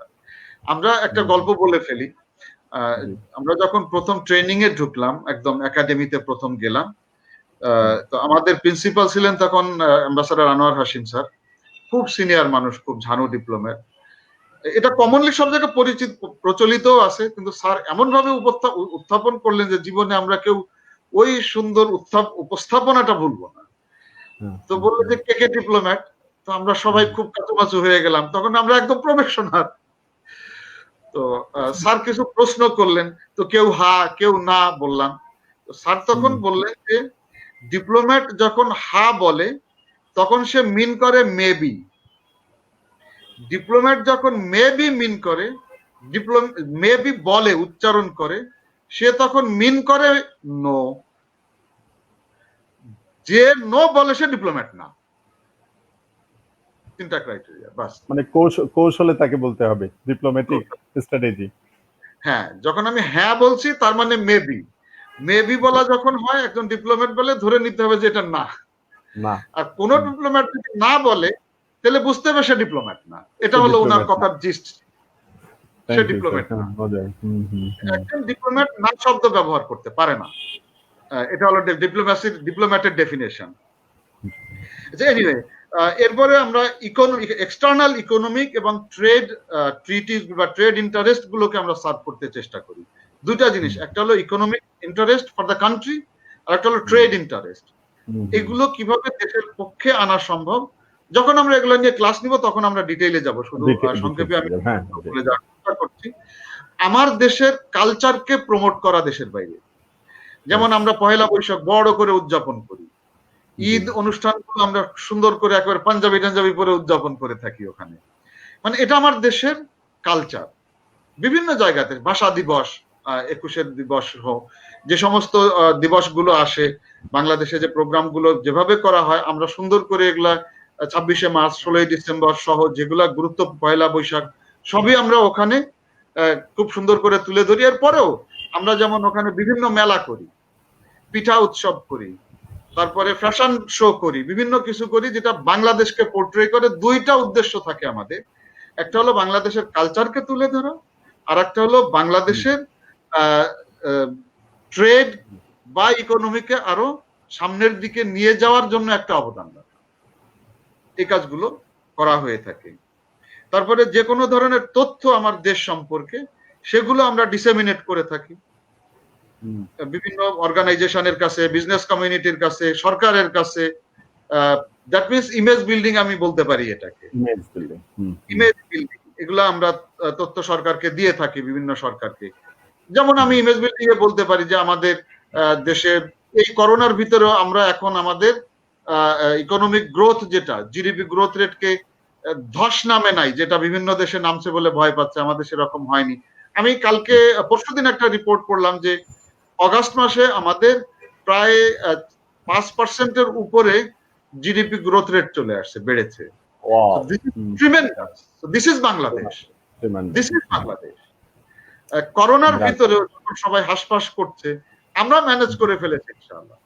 আমাদের যখন ন্যাচারাল ডিজাস্টার গুলো হচ্ছে, আমরা ন্যাচারাল ডিজাস্টারকে কারোর সাহায্য আমরা নিচ্ছি না ম্যানেজ করতে, রাদার আমেরিকানরা আমাদের ন্যাচারাল ডিজাস্টার কিভাবে ম্যানেজ করছে, আমেরিকান সোলজাররা বা আমেরিকান ডিজাস্টার গ্রুপ, তারা আমাদের এখানে এসে শিখছে যে আমরা কিভাবে এটাকে ম্যানেজ করছি। এগুলো সব পজিটিভ বিষয়, যে আমাদের ম্যানেজারিয়াল ক্যাপাসিটি, এইসব বিষয়, যেমন নারী শিক্ষা বা নারীর অংশগ্রহণ, পার্টিসিপেশন, সব জায়গাতেই, রাষ্ট্রের সব লেভেলেই, শুরু থেকে শেষ পর্যন্ত, উঁচু থেকে নিচু, যেখানেই বলেন, সব জায়গাতেই আছে। তো এগুলো প্রত্যেকটা একটা পজিটিভ সাইন। আমাদের সোশ্যাল সেক্টর গুলোতে যে ডেভেলপমেন্ট, ট্রিমেন্ডাস ডেভেলপমেন্ট, আপনি যদি গত 10-12 বছরে দেখেন, এটা ট্রিমেন্ডাস।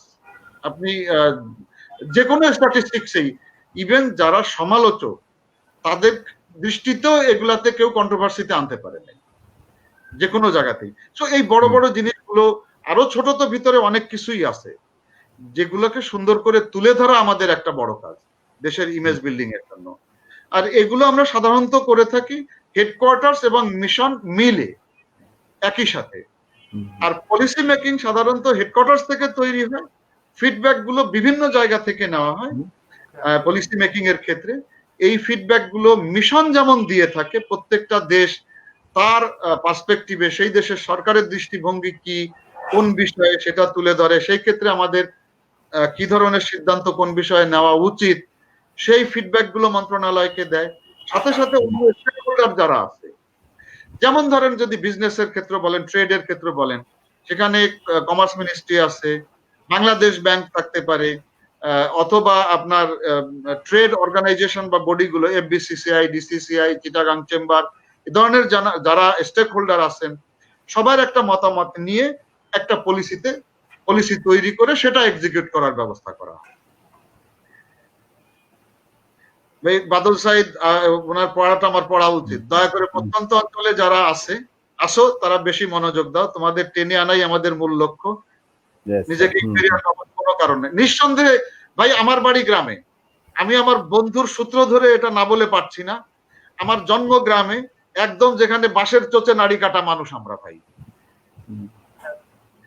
সেই প্রত্যন্ত অঞ্চলে যেখানে বিদ্যুৎ ছিল না ওখানে আমার জন্ম, যেখানে রাতের বেলায় হ্যারিকেন জ্বালিয়ে আমি লেখাপড়া করেছি 9 এসএসসি পাস করা পর্যন্ত, সেখানে আমার জন্ম।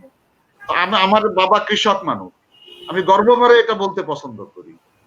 আমি যদি এখানে আসতে পারি, আপনারা আমার চেয়ে অনেক মেধাবী, অনেক সুবিধা পান বলে আমি মনে করি, আপনারা আরো বেশি আসতে পারেন। শুধু কনসেন্ট্রেট করেন, নিজেকে ডিভোট করেন, কিছুটা পাগলামির ভিতরে ঢুকে যান। আচ্ছা, এটা নিঃসন্দেহে আমার সহকর্মীরা আরো অনেক বলেছে, বিসিএস মানে আমি বলি যে এটা এক ধরনের পাগলামি। মেধা তো একটা বিষয় আছেই, মেধার বাইরেও পড়ো আর পড়ো, যত বেশি পড়ো, যত বেশি মেমোরি, ঠিক আছে কারো মেমোরাইজ করতে 2 বারে হয়, আমার না হয় 5 বার লাগবে, সমস্যা কোথায়? আমি তো তার সমান এখানে হতেই পারি এই সেন্সে।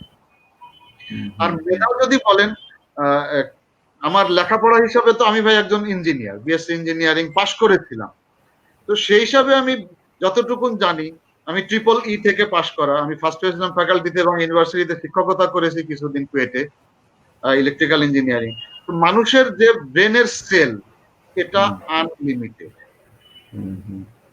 এটা আনলিমিটেড। সারা জীবন একজন মানুষ তার ব্রেনের যে সেলগুলো, নিউরনগুলো 1% ব্যবহার করতে পারে। তার মানে 99% এর উপরে আমরা অপচয় করে ফেলছি বা আনইউটিলাইজড থেকে যাচ্ছে। যারা মনে করে যে ব্রেনের উপর প্রেসার দিও না, এই শব্দটার সাথে আমি বিনীতভাবে সবসময় দ্বিমত করি। বরং ব্রেন এমন একটা জায়গা যে ব্রেনকে যত বেশি কালচার করা হবে, সে তত বেশি আমাকে আপনাকে আউটপুট দিবে। এটা আমার ধারণা, আমি মনে করি। আমি নিউরোসার্জন না বা নিউরোলজিস্ট না, আমি সেই দৃষ্টিকোণ থেকে বলছি না ভাই, আমি ইঞ্জিনিয়ারিং দৃষ্টিকোণ থেকে বললাম আপনাদেরকে। সো পড়েন, প্রচুর পড়েন, দেখবেন যে এই জিনিসগুলো আপনাদের এমনিই চলে আসছে ভিতরে। সো সংক্ষেপে আমি মূল দায়িত্বগুলোকে বলার চেষ্টা করলাম। আরো অনেক কিছু আছে, যেমন আমাদের যে সমস্ত নাগরিক বিদেশে থাকে তাদেরকে বিভিন্ন ধরনের সহায়তা দেওয়া, তাদের ব্যক্তিকে সাপোর্ট দেওয়া, তাদের কোনো প্রয়োজন যদি লিগ্যাল প্রয়োজন হয়, কোথাও থেকে যায়, সেখানে সাপোর্ট দেওয়া, ইভেন ওই দেশের সরকারের সাথে, সে ধরেন সহজে যেটা বুঝবে, আমি খুব ভিতরে না গিয়ে, আমাদের কিছু এক্সপ্যাট্রিয়েট ভাইরা ধরেন সৌদি আরবে, কমনলি যেটা সবাই বুঝে, বা গালফ কান্ট্রিজ গুলোতে, একটা জায়গাতে 500 লোক গিয়েছে, তারা বেতন পাচ্ছে না। কথা ছিল তাদেরকে থাকা খাওয়ার জায়গা দিবে, বেতন দিবে, মেডিকেল দিবে, ইত্যাদি দিবে, কিন্তু এমপ্লয়ার কোনো কারণে সেটার ব্যত্যয় ঘটেছে ওই এগ্রিমেন্টে। সেখানে দূতাবাস বা কনসুলেট গিয়ে ইন্টারফেয়ার করবে, চেষ্টা করবে আমি কেবলই সর্ট আউট করতে ওই এমপ্লয়ারের সাথে, না হলে সরকারের সাথে টেক আপ করবে, যে আমার নাগরিকের স্বার্থ যেন ব্যাহত না হয়, তার যেটা লিখিত আছে, পারমিশন আছে, যে চুক্তিতে তাকে আনা হয়েছে, সেটা যেন সে পায়, সেটার জন্য চেষ্টা করবে। বা আমার কোনো একজন নাগরিকের ওখানে একটা ব্যবসা প্রতিষ্ঠান আছে বৈধ, সেটা কোনোভাবে ক্ষতিগ্রস্ত করার কেউ চেষ্টা করছে, বা তার কোনো ইন্টারেস্টকে কেউ, বৈধ ইন্টারেস্টকে ক্ষতিগ্রস্ত করার চেষ্টা করছে, তাকে প্রোটেকশন করাটা বা দেওয়াটা ওই দেশের সরকারের সহযোগিতায়, সেটাও পররাষ্ট্র মন্ত্রণালয় বা দূতাবাসের কাজ, বা একজন ফরেন সার্ভিস অফিসারের বা ক্যাডার অফিসার, যেভাবেই বলেন, একজন ক্যারিয়ার ডিপ্লোম্যাটের কাজ সেটা। তো এগুলো বড় মোটা দাগের আমি বললাম। ভাই উবাইদুল্লাহ ভাই। ধন্যবাদ স্যার, খুবই ভালো লাগছে স্যার আপনার তথ্য, আপনার এই আলোচনা থেকে নিঃসন্দেহে আমাদের যারা বিসিএস ক্যারিয়ার এক্সপেক্টেন্ট হিসেবে আজকের আলোচনা শুনছেন, আমরা কমেন্টগুলো থেকে বুঝতে পারি তারা কতটুকু মনোযোগ দিয়ে এটা শুনছে এবং তাদের আগ্রহ কত ব্যাপক আজকের আলোচনার দিকে, এটা তাদের কিছু কমেন্ট পড়লেই বোঝা যায়। আমি যারা শুনছেন, যারা বিসিএস পরীক্ষা দিবেন তাদেরকে একটু বলবো, এই ধরনের আলোচনাগুলো বিশেষ করে আমরা 25 আগস্ট আমরা যে ইনগুরেশন প্রোগ্রাম করেছিলাম মার্চ ফরওয়ার্ডের, সেখানে আমরা অনেক বাংলাদেশের প্রশাসনের, বাংলাদেশের বিভিন্ন সেক্টরের কিছু জায়ান্ট ফিগার্সকে পেয়েছিলাম আলোচনায়, যদিও পরিসরটা ছিল খুব অল্প যেহেতু আমরা গেস্ট ছিলাম বেশি। এটা আপনারা নিজেরা একটু সংরক্ষণ করবেন। এরপর শ্রদ্ধেয় বাদল সৈয়দ স্যার, যিনি আমাদের নৈতিকতা, মূল্যবোধ, সুশাসনের উপরে প্রথম ক্লাস নিয়েছিলেন, তিনি তার যে ক্লাসটা, তার যে সেশনটা ছিল, সেটা আমরা অনেক বেশি উপভোগ করেছি, অনেকে তাদের টাইম লাইনে রেখেছে, শেয়ার করেছে। এবং পরবর্তীতে আমি বিসিএস এর কিছু এলিমেন্টারি, খুব প্রাইমারি কিছু কনসেপ্ট নিয়ে গত 2 দিন আগে একটা আলোচনা করেছিলাম, সেটা অনেকেই শুনেছেন, রেখেছেন। পাশাপাশি আজকের আমাদের শ্রদ্ধেয় বাদল সৈয়দ স্যার অলরেডি বলেছেন, একটা কমেন্টে বলেছেন, আজকে যে আমাদের শ্রদ্ধেয় অতিথি, আমাদের একজন গার্ডিয়ান ফরহাদুল ইসলাম স্যার, ওনার যে বক্তব্যটা পররাষ্ট্র ক্যাডার সম্পর্কে এত বেসিক আইডিয়া, এত সংক্ষেপে এবং সুন্দর ও সাবলীল ভাষায়, মনোগ্রাহী ভাষায়, এটা খুবই রেয়ার। কিন্তু আমি আপনাদের সবাইকে অনুরোধ করব, পরামর্শ দিব, যেটাই বলেন আপনার নিজেদের টাইম লাইনে এটা শেয়ার করুন। শেয়ার করলে এক হচ্ছে আপনার ফ্রেন্ডস অ্যান্ড ফ্যামিলি, আপনার যারা ফ্রেন্ডস তারা এটা দেখতে পারবে। দ্বিতীয় নাম্বার বিষয় হচ্ছে কোনো কারণে যদি আমাদের পেজ এটা পিছনের দিকে পড়ে যায়, নিচে পড়ে যায়, নতুন নতুন আলোচনার কারণে যদি এটা আপনার খুঁজে পেতে কষ্ট হয়, আপনি আপনার টাইমলাইনে গিয়ে খুব সহজে এটা খুঁজে বের করতে পারবেন। সুতরাং আপনারা নিজেদের সুবিধার জন্যই আপনারা এটা নিজেদের টাইমলাইনে শেয়ার করুন। এটা আপনারা পরবর্তীতে যখনই ইচ্ছে নিজেদের টাইমলাইনে গিয়ে আবার দেখে নিতে পারবেন। বিশেষ করে এখন তো শুনলেন এই বিষয়গুলো, অনেক সময় একবার মাত্র শুনে যে বিষয়ে আমার খুব একটা ধারণা নাই, অনেক কিছু আমরা মনে রাখতে পারি না। আপনি যখন কয়েকবার এই আলোচনা শুনবেন নিজেদের টাইমলাইন থেকে, আমার মনে হয় ধারণাটা আরো ভালো হবে। বিশেষ করে যখন সার্কুলার হওয়ার পর আমরা প্রার্থীদের মধ্যে অনেক ধরনের উদ্বেগ, টেনশন কাজ করতে দেখি। ওই ক্যাডার কেন দিব, এটা কেন দিব না, এটা দেওয়ার সুবিধা কি, অসুবিধা কি, এই বিষয়গুলো আমরা ক্যাডার ভিত্তিক যে আলোচনাগুলো হচ্ছে, আমার মনে হয় টাইমলাইনে যদি সেটা আপনাদের থেকে থাকে, সেটা আপনাদের পরবর্তীতে খুব একটা ভালো কাজ করবে বলে ভালো কাজে দেবে বলে আমার মনে হয়। আমি সিলেবাস আলোচনার আগে আর একটি সুনির্দিষ্ট পয়েন্ট একটু স্যারের কাছ থেকে শুনতে চাইবো, সেটা হচ্ছে পররাষ্ট্র ক্যাডার অফিসারের সুযোগ সুবিধা নিয়ে স্যার আমরা অনেক কথা বলি। কেউ ঈর্ষা করে, কেউ হিংসা করে, কেউ হচ্ছে পরশ্রী কাতরতায় ভোগে অন্যান্য ক্যাডার অফিসারদের, কেউ আমরা শুনে থাকি এটা। আসলে কি এমন সুযোগ সুবিধা আছে? এই যে দেখলাম আমাদের বন্ধুরা যারা বিসিএস ফরেন সার্ভিসে আছেন, দেখলাম ইউনাইটেড নেশনস এর সে একটা প্রোগ্রামে, ইউনেস্কোর একটা সেশনে সে কথা বলছে, তার সামনে সারা বিশ্বের মিডিয়া কাজ করছে। হ্যাঁ, তারা ফেসবুক অনেক সময় শেয়ার করে, আমাদেরকে পার্সোনালি মেসেঞ্জারে দেয়। এই বিষয়গুলোর মানে আসলে সুবিধা বা স্পেশাল বেনিফিটস, বা এটা কি বলে, এটার অর্নামেন্টাল সাইড গুলো আসলে কি স্যার, আপনি যদি একটু সংক্ষেপে আমাদের কাছে ধারণা দিতেন। ধন্যবাদ ভাই উবাইদুল্লাহ চৌধুরী। প্রথমেই আমি আপনার সাথে এক জায়গায় বিনীতভাবে কিছু কারেকশন বলতে পারি, আপনি আশা করি মনে করবেন না কিছু। সেটা হলো যে কেউই আমাদেরকে হিংসাও করে না, কেউই আমাদের সাথে কোনো ধরনের ভিন্নভাবে অন্য কিছু পোষণ করে না। আমি প্রথমেই বলেছিলাম যে আমরা সবাই রাষ্ট্রের অঙ্গ, প্রত্যেকে তার তার জায়গা থেকে কাজ করি, প্রত্যেকটা ক্যাডারই সমানভাবে মূল্যবান। সো এই 26 বা 27টা ক্যাডারের আমরাও একজন সেরকম। একটা মায়ের 10টা সন্তান যদি থাকে, কেউই কম মূল্যবান তার কাছে না, সবগুলোই সমান। সুযোগ সুবিধে আমি সহজে যদি বলি, সবাই যা পায় আমরাও তাই পাই।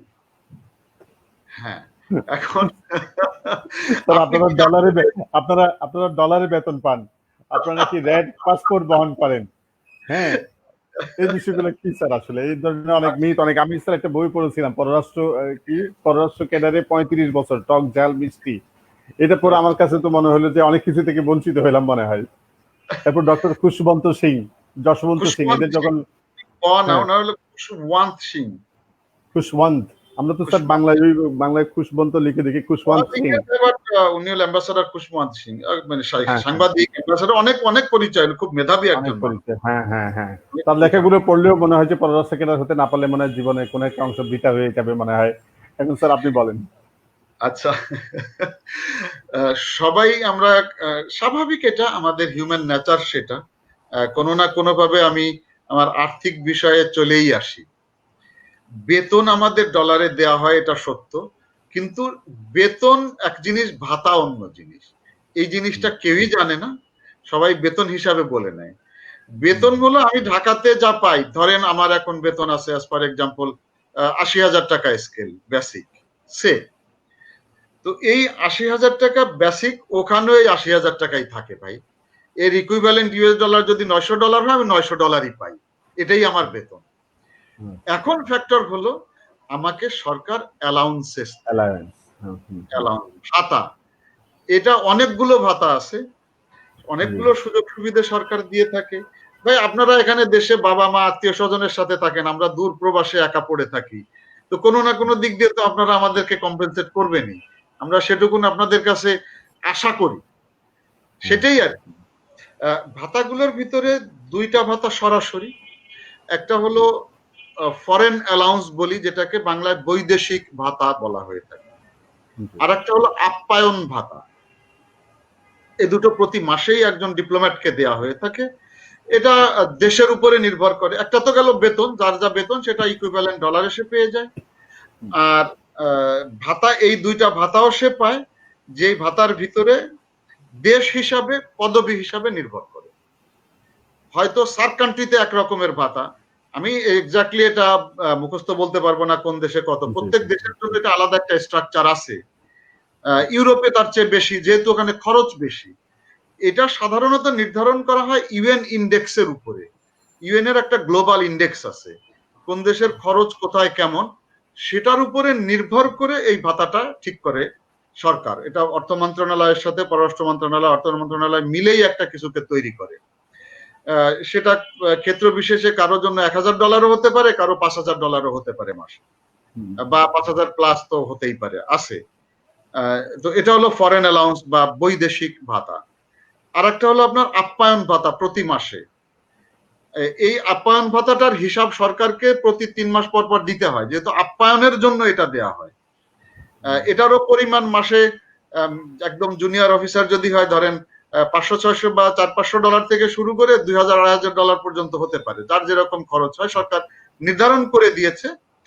এই টাকাটা সাধারণত, যেমন আমরা বিভিন্ন জায়গায় উপহার নিয়ে যেতে হয়, বিভিন্ন ডিগনিটারিজদের সাথে যখন দেখা করি, তখন নিশ্চয়ই আমরা দেশে যেমন ২ কেজি মিষ্টি আর ৪ কেজি ফল এগুলা নিয়ে হাজির হতে পারি, ওখানে তো অন্যরকম জিনিস নিতে হয় এবং একটু দামি জিনিসই নিতে হয়। হয়তো সুন্দর একটা ক্রিস্টালের কোনো শো পিস নিলাম, ওটার দামই হয়তো $৩০০ পড়বে। ডিপেন্ড করে কার কাছে দেখা করতে যাচ্ছে। কখনো কখনো বাংলাদেশ থেকে আমরা উপহার সামগ্রী নিয়ে যাই কিনে, যেমন মসলিন বা কারুকাজ করা জিনিসপত্র বাংলাদেশ থেকে আমরা নিয়ে যাই, দামি, এগুলো যথেষ্ট দামি। এই ধরনের জিনিসগুলো আমরা নিয়ে যাই, সুন্দর র‍্যাপ করে সেটা প্রেজেন্ট করার মতন থাকে। বা যেমন কাঠের তৈরি একটা সুন্দর নৌকা। তো এই ধরনের উপহারগুলো, যে খরচগুলো হয়ে থাকে, সেগুলো ওই এন্টারটেইনমেন্ট অ্যালাউন্স থেকেই আমরা মিটিয়ে থাকি। এটা ছাড়াও আমরা আমাদের কাজের খাতিরে, সম্পর্ক উন্নয়নের ক্ষেত্রে মানুষদেরকে খাওয়াতে হয়। এই মানুষরা বিভিন্ন লেভেলে হতে পারে, ওই দেশের সরকারের কোনো লোকজন হতে পারে, ওই দেশে অবস্থিত বিভিন্ন দূতাবাসের কর্মকর্তারা, দ্যাট মিনস ডিপ্লোম্যাটরা, ফরেন ডিপ্লোম্যাট, আদার দেশের যারা আছে তারা হয়, ওই দেশের যারা এলিট শ্রেণী আছে, যাদেরকে আমরা বুদ্ধিজীবী বলতে পারি, যারা আমার দেশের ইমেজ বিল্ডিং এ কাজ করবে, তারা হতে পারে, সেই ইউনিভার্সিটির শিক্ষক হতে পারেন, সমাজের কোনো প্রতিষ্ঠিত ব্যক্তি হতে পারেন। ব্যবসায়ীদেরকে আমরা খাইয়ে থাকি বা সম্পর্ক তৈরির চেষ্টা করে থাকি, যাতে করে তারা আমাদের দেশে ইনভেস্ট করেন, অথবা তারা আমাদের দেশে ট্রেড ব্যবসা করতে পারেন, ইকোনমিক অ্যাক্টিভিটিস করতে পারেন। এজন্য এ ধরনের বিভিন্ন, যে ক্ষেত্রে আমার প্রয়োজন হয়, যেখানে যার সাথে প্রয়োজন হতে পারে, আমরা তাদের সাথে এটাকে কাল্টিভেট করি, কালচার করি।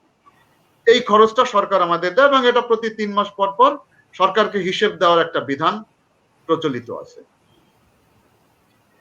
তো এটা গেল আপনার আর্থিক বিষয়গুলো। এটা ছাড়াও যদি আপনি ডিপ্লোম্যাটিক পাসপোর্ট বলেন, যেমন মেডিকেল যদি বলেন, হ্যাঁ মেডিকেল খরচ সরকার দেয়, কারণ মেডিকেলের খরচ অনেক বেশি। বাংলাদেশে 1000 টাকা 1200 টাকা হলেই একটা ডাক্তার দেখাতে পারি আমি ভাই, ওখানে তো সেই হিসাবে 1200 টাকার ইকুইভ্যালেন্ট ডলার দিলে আমাকে কেউই দেখবে না। ইভেন এখানে আপনি যে প্যারাসিটামলটা আমি কিনি, এক পাতা প্যারাসিটামল হয়তো 20 টাকা দিয়ে কিনি। আমি লন্ডনের কথা বলতে পারি, ওভার দ্য কাউন্টার যদি আমি এক পাতা প্যারাসিটামলও কিনতে যেতাম, তো ওটার মিনিমাম দাম ছিল 6 পাউন্ড, সে সময় 135 টাকা করেছিল মিনিমাম। তো 106 135, এটা 10টা ট্যাবলেটের দাম, তো খরচ তো হয় বেশি হয়। তো এটা সরকার দেন, সরকার বাহাদুর এটা আমাদেরকে দেন, আগে সমস্তই দিতেন, টোটালি দিতেন। কেউ কেউ এখানে মিস ইউজ করে থাকে, এই জন্য সরকার যাতে মিস ইউজকে ঠেকানোর জন্য বলছে ঠিক আছে ওষুধের 90% খরচ মেডিকেল রিলেটেড, মেডিকেল চিকিৎসা এবং ওষুধ, এটার 90% সরকার দিবে, 10% তোমার পকেট থেকে তুমি দিবা। এটা এরপরেও কিছু কিছু জায়গায় ব্যতিক্রম করার সুযোগ তো আছেই। অর্থ মন্ত্রণালয়ের অনুমোদন যদি থাকে তাহলে পুরো খরচই সরকার দেয়। বড় বড় অপারেশন যদি কোনো কারো হয়ে যায়, সেখানে 50,000 $60,000 পর্যন্ত প্রয়োজন হতে পারে, তো এই টাকাটা একজন সাপোশাক কর্মচারীর জন্য দেয়াটা সহজ নয়। তো এটা বিবেচনা সরকার করতে পারে। স্যার একটু সংক্ষেপে একটু বলবেন রেড পাসপোর্টের বিষয়টা আসলে কি? হ্যাঁ আমি আসছি, ওখানে আসছি, আমি এক দিক করেই আসতে চেষ্টা করছি। একজন ক্যারিয়ার ডিপ্লোম্যাট তার চাকরির কারণেই একটা লাল কূটনৈতিক পাসপোর্ট ব্যবহার করেন। এই কূটনৈতিক পাসপোর্টটা কিন্তু অনেকেই ব্যবহার করেন। আমাদের সম্মানিত মন্ত্রী মহোদয় ওনারা তো অবশ্যই ব্যবহার করেন, এমপি মহোদয়রা ব্যবহার করেন, হাইকোর্টের জাস্টিসরাও ব্যবহার করেন, ইভেন সচিব মহোদয়রাও এটা ব্যবহার করেন। তবে পার্থক্য হলো ওখানে এক প্রফেশনের জায়গাটা ভিন্ন ভিন্ন। যদি একজন সম্মানিত মন্ত্রী এটাকে ব্যবহার করেন তখন ওনার প্রফেশন লেখা থাকে উনি ক্যাবিনেট মিনিস্টার, বা একজন সম্মানিত মেম্বার অফ দ্য পার্লামেন্ট যদি লাল পাসপোর্ট ইউজ করেন ওনার প্রফেশনটা জায়গায় লেখা থাকে উনি মেম্বার অফ দ্য পার্লামেন্ট, যদি জাস্টিস হন লেখা থাকে জাস্টিস। আমাদের ক্ষেত্রে ভাই লেখা থাকে এটা ডিপ্লোম্যাট, এই শব্দটা আমাদের জন্য লেখা থাকে। অন্য জায়গা থেকে যারা যান বিভিন্ন জায়গা থেকে তাদের ক্ষেত্রে অন্য কিছু লেখা থাকে, গভর্নমেন্ট সার্ভিসেস এ ধরনের শব্দ লেখা থাকতে পারে। তো আমাদের ক্ষেত্রে লেখা থাকে ডিপ্লোম্যাট হিসাবে লেখা, ডিপ্লোম্যাটিক সার্ভিসেস। এটার ডিপ্লোম্যাটিক পাসপোর্টের একটা সুবিধাটা হলো যে আপনি যে আমাদের যে কনভেনশন, দুইটা কনভেনশন আছে, ডিপ্লোম্যাটিক কনভেনশন এবং কনসুলার কনভেনশন, দুইটা আছে, সেই দুইটাতে কিছু সুযোগ সুবিধা বা ইমিউনিটিস এবং প্রিভিলেজেস বলি, এই পাসপোর্ট যারা হোল্ড করেন বা এই পদ যারা হোল্ড করেন তারা এই সুযোগ সুবিধাগুলো পেতে পারেন। যেমন আমরা মনে করি ডিপ্লোম্যাটিক পাসপোর্ট মানেই বোধহয় ভিসা সব দেশ দিয়ে দিবে, ভিসাটা ভাই বড় বিষয়ই না এখানে। ডিপ্লোম্যাট ভিসা তো সব হিসেব, নীল পাসপোর্টও সবাইকে দিয়ে দেয়, অফিসিয়াল পাসপোর্ট যেটা নীল বলতে, বাংলাদেশে তো 3 ধরনের পাসপোর্ট, লাল, নীল এবং সবুজ। তো সবুজ সাধারণ আমাদের সবার জন্যই, নীল পাসপোর্ট যারা সরকারি কর্মকর্তা তাদের জন্য, লাল পাসপোর্ট যারা ডিপ্লোম্যাটিক স্ট্যাটাস ক্যারি করেন তাদের জন্য। তো নীল পাসপোর্টও ভিসা দিয়ে দেয় সব দেশের সরকারি অলমোস্ট, যদি কোনো বিশেষ ধরনের সমস্যা না থাকে। ডিপ্লোম্যাটিক পাসপোর্টের স্পেশালিটি হলো ইমিউনিটিস প্রিভিলেজেস গুলো উনি পাবেন। দু একটা আমি বলতে পারি, যেমন উনি যদি কোনো ক্রিমিনাল অফেন্সের আওতায় আসবেনই না, আপনাকে কোনো কোর্টে প্রডিউস করা যাবে না, অ্যারেস্ট করা যাবে না, সিকিউরিটি দিতে হবে, এই ধরনের অনেকগুলা বিষয় ডিপ্লোম্যাটিক পোস্ট হোল্ডার যারা ওনারা পেয়ে থাকেন। মোটামুটি বিষয়টা যখন বলেছেন আরো ডিটেইলে আলাপ করা যাবে ইনশাআল্লাহ। ইনশাআল্লাহ এটা নিয়ে আমরা আরো শুনবো। এরপর আপনাকে অনেক ধন্যবাদ স্যার, অনেক সুন্দরভাবে আমরা বুঝি মতো করে আপনি আমাদেরকে বুঝিয়েছেন, এই জন্য আপনাকে স্পেশালি ধন্যবাদ জানাচ্ছি স্যার। আর একটা বিষয় যদি আমাদেরকে একটু বলতেন, এখন মনে করেন কোনো সময় ধরেন 70-এর দশকে স্বাধীনতা উত্তর পর্যায়ে আমরা ধরেন সারা বিশ্বের সাথে পরিচিত ছিলাম, এখানে আমরা মুক্তি সংগ্রামের মাধ্যমে অনেক স্যাক্রিফাইস করে আমরা স্বাধীন হয়ে আছি, এরকম একটা দেশ। আমাদের father of the nation Bangabandhu Sheikh Mujibur রহমানের লিডারশিপ, তার যে সে গ্রেট স্পিচ, এগুলো হচ্ছে বহির্বিশ্বে আলোচনা হতে বলে আমরা শুনি। আবার ধরেন একটা পর্যায়ে বিশেষ করে 91-এর পর থেকে গত প্রায় 30 বছর মোটামুটি একটা অর্থনৈতিক একটা অগ্রযাত্রার ভিতর দিয়ে গ্র্যাজুয়ালি আমরা এগিয়ে যাচ্ছি। এবং অনেক সময় দ্য ইকোনমিস্ট বা বিভিন্ন ধরনের ইন্টারন্যাশনাল মিডিয়াতেও শুনি এখানকার ডেভেলপমেন্ট গুলোকে নিয়ে মিরাকল বলা হয়, যেটা কিছুক্ষণ আগে আপনি নিজেও বলেছেন, যেখানে বিভিন্ন দেশে এই করোনা পরিস্থিতিতে, করোনা সিচুয়েশনে বিভিন্ন দেশে জিডিপি প্রজেকশন নিয়ে যেরকম ভয়াবহ আভাসগুলো দেওয়া হচ্ছিল গত কয়েক মাস ধরে, ইভেন বাংলাদেশেও সেই জায়গায় জিডিপি গ্রোথ 5, এটা তো আমাদের জন্য অনেক একটা আশাব্যঞ্জক। এটা এখানে একটা যদি ইন্টারাপশন হচ্ছে কেন জানি, ভয়েস এখন শুনতে ইন্টারাপশন। পাচ্ছেন? এখন শুনতে পাচ্ছেন স্যার? এখন শুনতে পাচ্ছি, মাঝখানে একটু থ্যাংক ইন্টারাপ্ট। ইউ। হ্যাঁ, মাঝখানে একটু কয়েক সেকেন্ডের জন্য অসুবিধা হয়েছিল। তো স্যার, গত এক দশক যদি আমরা বলি বা 20 ইয়ার্স যদি আমরা বলি, সেক্ষেত্রে বাংলাদেশ বহির্বিশ্বে বাংলাদেশকে প্রতিনিধিত্ব করার জন্য বা তুলে ধরার জন্য ইমেজ বিল্ডিং, আপনি যেটা বলেছেন, আমাদের ভালো আহ, ভালো রিচ সেক্টর কোনগুলো, যেগুলো যেগুলো আমরা সেল করতে পারি বা বহির্বিশ্বে আমরা গল্প করতে পারি, শোনাতে পারি, স্পেসিফিক 2-3টা যদি আপনি 2-1 মিনিটের মধ্যে জাস্ট একটু আমাদেরকে স্মরণ করে দিতেন, এরপর আমরা সিনেমাসের আলোচনায় যাবো। ভাই, আমার কোন জিনিসটা আমি আলোচনা করতে মানে তুলে ধরতে পারি না বলেন তো? আমার তো সবই তুলে ধরার মতো জিনিস আমি দেখি, যেমন সব। আপনি যা বলবেন আমি সেটাকেই তুলে ধরতে পারি। আমার তো সবই পজিটিভ দেখি আমি। আমার একজন সাধারণ মানুষ, সে তো সবচেয়ে বড়, তার বিশাল হৃদয়, তার বড় আতিথেয়তা। সে যখন একজন বাইরের মানুষ দেখে, সে তাকে মাথায় করে রাখে। এই আতিথেয়তা আপনি কোথায় পাবেন বাংলাদেশ ছাড়া? বাংলাদেশের মানুষই তো সবচেয়ে বড় ইমেজ বিল্ডিং এর জন্য এক নাম্বার উপাদান। আমার সাধারণ মানুষ, আমার কৃষক, সবচেয়ে বড় ডিপ্লোম্যাট তো আমার কৃষক ভাই। সে তার উপাদান সবচেয়ে বড়। তো আপনি যেটা স্পেসিফিক জানতে চাচ্ছেন, আমি বললাম যে কোনো কিছুকেই তুলে ধরা সম্ভব, কারণ আমার দেশে সবকিছুই পজিটিভ। আলহামদুলিল্লাহ, এটা তো আমাদের জন্য তাকে যেগুলো তুলে ধরি সাধারণত, তার ভিতরে একটা হলো আমাদের ইকোনমিক গ্রোথ, এটা একটা বড়। শিক্ষার হার, তারপরে ওমেন নারী ক্ষমতায়ন, যেটা ওমেন এম্পাওয়ারমেন্ট বা নারীর ক্ষমতায়ন, এই বড় দাগে এই জিনিসগুলোকে আমরা। তারপরে আমার ডিজাস্টার ম্যানেজমেন্ট, আমি নিজেই এটা করতে পারি। হ্যাঁ, ইউএনএ আমাদের পার্টিসিপেশন, বিশেষ করে আপনার ইউএন ট্রুপস, বিভিন্ন ব্লু হেলমেট, ইউএনএর বিভিন্ন মিশনে যেগুলোতে যাচ্ছে, এবং আমাদের যারা পিস কিপিং এবং পিস বিল্ডিং দুই জায়গাতেই এরা number 1, peace keeping as well as piece building. আমাদের যারা দেশপ্রেমিক সেনাবাহিনী বলেন, পুলিশ বাহিনী থেকে যাচ্ছে, সিভিল থেকে যাচ্ছে, এরা যে কোনো জায়গায় যাচ্ছে, তাদের সুনাম যে কোনো ভাবে যে কারো মুখ দিয়ে ওই দেশের মানুষের থেকে আসছে। আপনি দেখেন সিয়েরা লিওনের আজকে দ্বিতীয় ভাষা বাংলা কেন? এটা আমাদের একটা গ্রেট অ্যাচিভমেন্ট। নিঃসন্দেহে যেখানেই দুর্যোগ পীড়িত, দুর্ঘটনা পীড়িত, ওয়ার টর্ন যেখানেই বলেন, সেখানে আমাদের লোকজন শুধু যাচ্ছে না, সাকসেসফুলি তারা সবার উপরে থেকেই করে আসছে। এবং ইউএন এর ট্রুপ কন্ট্রিবিউটিং কান্ট্রি হিসেবে ফ্লাকচুয়েট করে। In most of the cases আমরা প্রথম দিকেই থাকি সব সময়। আমরা এত ছোট একটা দেশ, যদি আপনি সামরিক শক্তি বলেন, সংখ্যায় আমরা কিন্তু খুবই কম সেই হিসাবে, অনেকের তুলনায়।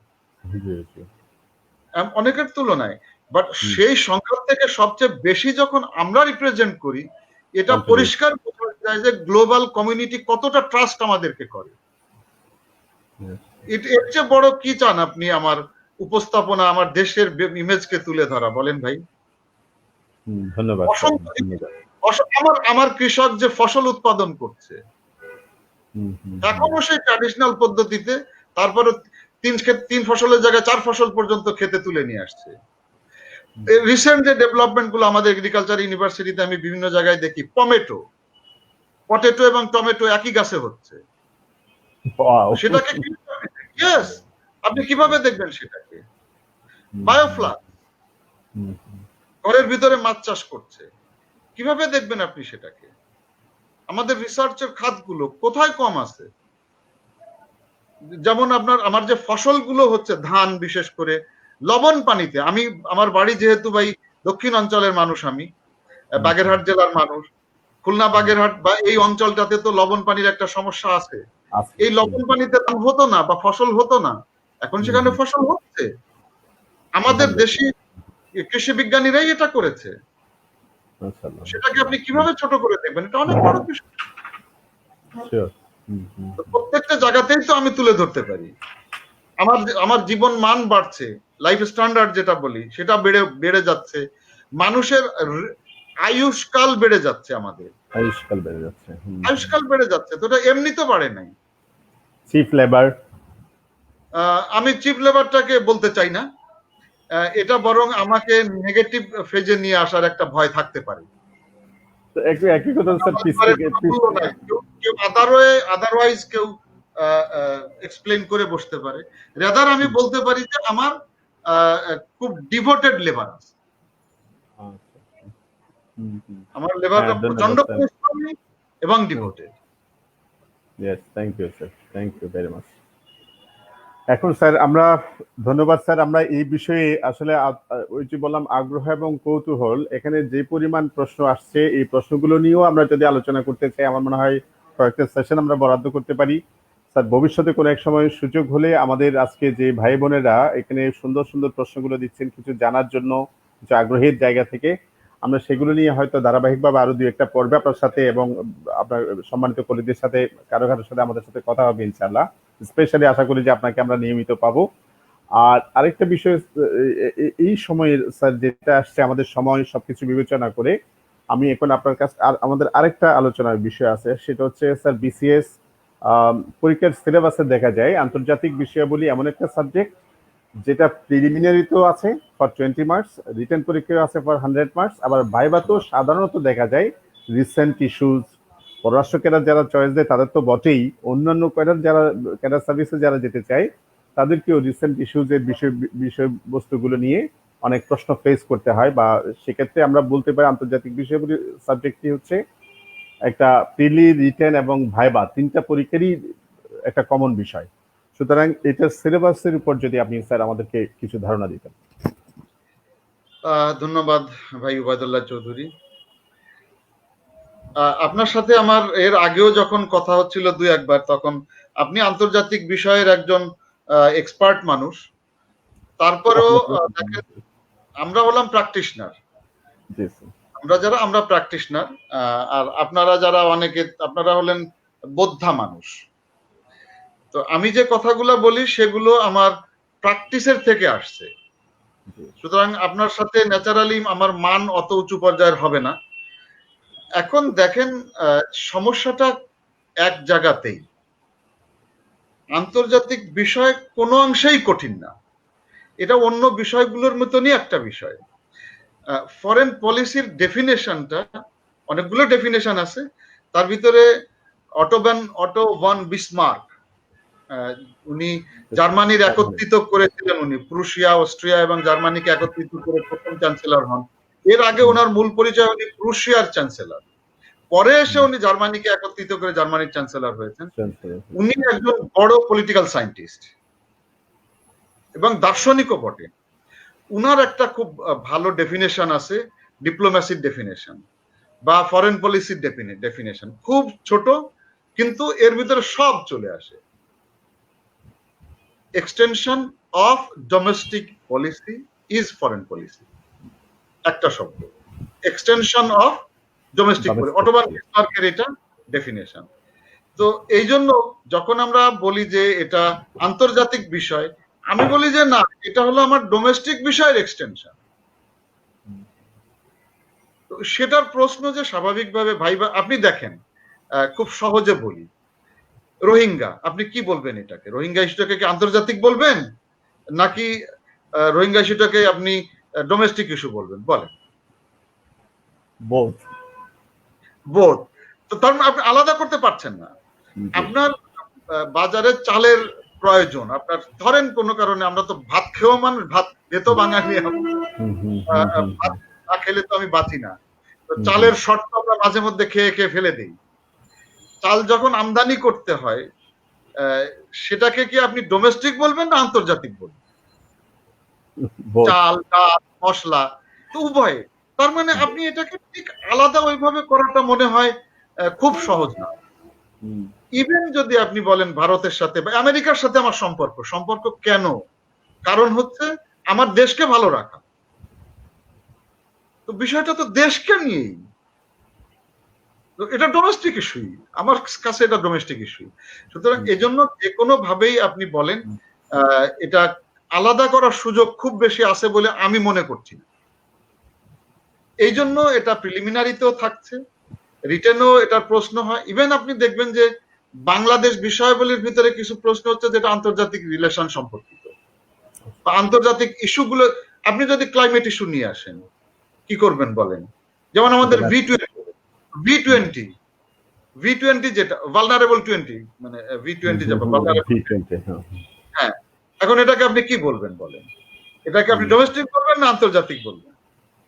দুটোই বলতে পারেন, কারণ আমি ভালনারেবল গ্রুপের একজন, 20টা ভালনারেবল কান্ট্রি আমি একটা, তার মানে আমার ডোমেস্টিক। এটা নিয়ে আমি আন্তর্জাতিক পর্যায়ে দেন দরবার করছি, তার মানে আমি আন্তর্জাতিক। তো বাদ দেওয়ার তো কাউকে সুযোগ নাই কোথাও। মূল তো আমার দেশ, মূল তো আমার মাতৃভূমি, যে যেখানেই কাজ করি না কেন আমার মাতৃভূমি। এই জন্য এটা আর ভাইবাতে গিয়েও এগুলোই প্রশ্ন করা হয়। স্পেসিফিক্যালি ভাইবাতে বেশিরভাগ ক্ষেত্রেই ইংরেজিতে ভাইবাটা নেওয়া হয় ফরেন সার্ভিস দেওয়ার কারণে। সেটাও আমি শুরুতে বলেছিলাম যে কেন এটা ভাইবাটা ইংরেজিতে নেওয়া হয়ে থাকে। পররাষ্ট্র ক্যাডারের মেয়েরা কতটুকু সফল ভাই। মাহফুজা শুধু সফল না, আমাদের সিডর যিনি প্রধান ছিলেন উনি কে? হ্যাঁ, মহিলা। এখন আমাদের যিনি ইউএনএ আমাদের যিনি অ্যাম্বাসাডার আছেন বাংলাদেশের প্রতিনিধি রাবাব ফাতিমা, উনি কে? মহিলা। আমাদের ভিয়েতনামের অ্যাম্বাসাডার উনি মহিলা, সৌলে অ্যাম্বাসাডার উনি মহিলা। অসংখ্য দেখাইতে পারবো আমি। মহিলারা ডেফিনেটলি সাকসেসফুল এবং অনেক অনেক সাকসেসফুল। ওনারা কোনো অংশে পুরুষের তুলনায় কম না, কোনো অংশেই কম না, কোনো কোনো ক্ষেত্রে ভালো। সুতরাং আপনি বলেছেন বিধায় আমি বললাম ডিপ্লোম্যাট ইজ ডিপ্লোম্যাট। সেখানে কে ফিমেল কে মেল এটাকে কি আলাদা করার সুযোগ আছে? আমি তো মনে করি না। যেহেতু আপনি বলছেন এই জন্য মাহফুজা আপনাকে বললাম ভাই। এখন আমরা আবার সিলেবাসে ফিরে আসি। যেহেতু আমরা যখন খবরের কাগজ পড়ি বা 8, 9 বা 10 থেকে যখন আমরা নিউজ পেপার পড়া শুরু করি, বই কিতাবপত্র পড়া শুরু করি, আন্তর্জাতিক বিষয়গুলো ওইভাবে আসে না আমাদের কোর্স বা সিলেবাসের মধ্যে। আমরাও খুব একটা ইন্টারেস্ট নিয়ে খবরের কাগজ যখন পড়ি তখন শুধু পাতা উল্টিয়ে দেখি দেশের ভিতরের ঘটনা কি ঘটেছে, অথবা আমার ইন্টারেস্টিং যদি কোনো কিছু থাকে অর্থনীতির বিষয়ে, অমুক বিষয়ে, খেলাধুলার বিষয়ে, এগুলো দেখি। আন্তর্জাতিক কথা আমার কাছে মনে হয় যে তাই সারা গোটে এডিটর, সম্মানিত এডিটর মহোদয় বোধহয় আধা পাতায় দিতে পারলে ভালো হতো, নাহলে কোয়ার্টার পেজে, কোনো পেজে অ্যাডভার্টাইজমেন্ট দিয়ে এক পাতায় দিয়ে দেন, কারণ ওই পাতাটা আর কেউ পড়তে চায় না। কারণ হাইতিতে কি হয়েছে এটা জানে আমার খুব একটা দরকার নাই সাধারণ মানুষের। জিবুতিতে চাইনিজরা কি করেছে, ওখানে বেজ তৈরি করেছে, নেভাল বেজ তৈরি করেছে, আর্মি বেজ তৈরি করেছে, এটা আমার জন্য খুব একটা দরকার আমি মনে করছি না। ও যার দরকার হয় সে পড়ে নিবে। জিবুতি দেশের নামই তো আমি জানি না। আফ্রিকার সাব সাহারান অঞ্চলে একটা দেশের নাম চাঁদ, কয়জনে আমরা চাঁদের নামটা জানি বলেন? সে একটা গুরুত্বপূর্ণ দেশ সাব সাহারায়, বিশেষ করে আফ্রিকান ইউনিয়নে একটা ভালো রোল প্লে করে সে। তো আমি জানি না, কারণ হলো যে আমি এগুলো পড়ি না, ইন্টারেস্ট নেই না। তো এরপরে যখন কলেজে আসলাম তখন এর সাথে আর কোনো দেখা সাক্ষাৎ নাই। ইউনিভার্সিটিতে আসলাম, হাতে গোনা দু একটা জায়গায় ইন্টারন্যাশনাল রিলেশনস পড়ানো হয়, অথবা পলিটিক্যাল সায়েন্সেও যেটা পড়ানো হয় সেটা থিওরিটিক্যাল বিষয় বেশি, অমুকের থিওরি তমুকের থিওরি ইত্যাদি ইত্যাদি। আমাদের বিসিএস এর জন্য যেটা প্রয়োজন এইভাবে বোধহয় মানে একটা স্ট্রাকচারের ভিতরে কোথাও পড়ানো হয় বলে আমার ধারণা নাই। বিশেষ করে আমার তো একদমই ধারণা নাই। আমি ভাই আন্তর্জাতিক বিষয়ে নিজেই পরিচিত হয়েছি যখন আমি বিসিএস দিই। আমি একটাই বিসিএস দিয়েছি 13তম। তো পরীক্ষা দিতে গিয়ে তখন আমি এটার উপরে পড়াশোনা করে তখন বুঝলাম যে আচ্ছা এটাকে আন্তর্জাতিক বলা হয়। তো আমার মতন তো আপনাদেরও অনেকেরই অবস্থা হয়তো সেরকম। এই জন্য যে কোনো কিছু নতুন যখন সামনে আসে মানুষের সাইকোলজি ওটাকে অকারণে ভয় পাওয়া বা অকারণে সন্দেহ করা, যেহেতু ওটার সাথে আমি পরিচিত না। আপনি 2-4 দিন পড়েন, কিছুই না, এটা খুবই সহজ, এবং তখন আপনার কাছে একটা ইন্টারেস্টও গ্রো করবে। তখন মনে হবে যে হাঁচা বিষয়টা তো আমি জানি, এবং প্রিলিমিনারির জন্য এটা তো খুবই সহজ। কারণ প্রিলিমিনারিতে সব মুখস্থ না করলেও চলে, তথ্যটা মাথায় থাকলে চলে, যখন আপনি দেখবেন তখন ওটা মনে চলে আসবে। কারণ ওখানে 4টার একটা তো আছে, আপনাকে তো টচ করতে হচ্ছে না ভাই। যখনই জবাবটা আপনার চোখের সামনে আসবে, আমার ধারণা এটা, ওটা তখন মনে পড়ে যাবে। তো আপনি পেয়ে যাবেন তখন এটা। হ্যাঁ, আর যে সিলেবাসটা এখানে দেখছি আমি আছে, বৈশ্বিক ইতিহাস, আঞ্চলিক আন্তর্জাতিক ব্যবস্থা, ভূ রাজনীতি, এরকম 5টা খণ্ডে ভাগ করে 20 মার্ক করে দেওয়া হয়েছে। আমি শ্রদ্ধা জানাই পিএসসি কে, ওনারা সিলেবাস দিয়ে দিয়েছেন। আপনি দেখেন এই সিলেবাসে কিছু বাদ আছে? যে প্রশ্ন আমি করতে পারি কিনা ভাই বলেন, যে প্রশ্ন আমি যদি এখন বলি কোনো অগ্রাধিকার নাই, ওনারা রেজাল্টের ভিত্তিতে সুযোগ পাচ্ছেন নিঃসন্দেহে। বিসিএস ক্যাডারের, ফরেন অ্যাফেয়ার্স এর ক্যাডারের ক্ষেত্রে বলেছিলাম বাদল ভাই যে এটা যে ভালো রেজাল্ট করবে লিখিত, আমি এই জন্য বলেছিলাম যে অনেক সময় ন্যাশনাল ইউনিভার্সিটি সিম্পল গ্রাজুয়েশন করেও, পাস কোর্স থেকেও আমাদের এখানে ভালো, খুব ভালো মেধাবী অফিসার ওনারা আছেন। এটা না, এটা এটা এই দাড়ি টুপি যে একটা প্রশ্ন ছিল না একটা। আচ্ছা, বিসিএস পরীক্ষায় দাড়ি টুপি পাঞ্জাবি কোনো সমস্যা করবে কি? যদি বিস্তারিত বলতে, বিস্তারিত কেন বলবো ভাই, সংক্ষেপে বলি, কোনো সমস্যা নাই। দন্ত নয়াকার, আর বিস্তারিত দরকার কি ভাই? আমি যখন ভাইবা দিই, আমার তো দাড়ি ছিল ভাই, আমি তো দাড়ি কাটিনি তখনও, দাড়ি টাড়ি নিয়েই তো ভাইবা দিয়ে আসছি। আপনার স্মার্টনেস যদি থাকে তো সমস্যা কোথায়? আপনার যদি যোগ্যতা থাকে, কে আপনাকে ফেলে দিবে? আমাদের এখানে তো আছে, দাড়ি টুপি পরা অনেকেই আছে। হিজাব, আরে আরে আরে কেন পারবেন না? হিজাব পরে কি ফরেন ক্যাডার অফিসারের দায়িত্ব চালিয়ে যেতে পারবে? কেন পারবেন না ভাই? হিজাব তো আমার কালচারেরও অংশ একটা।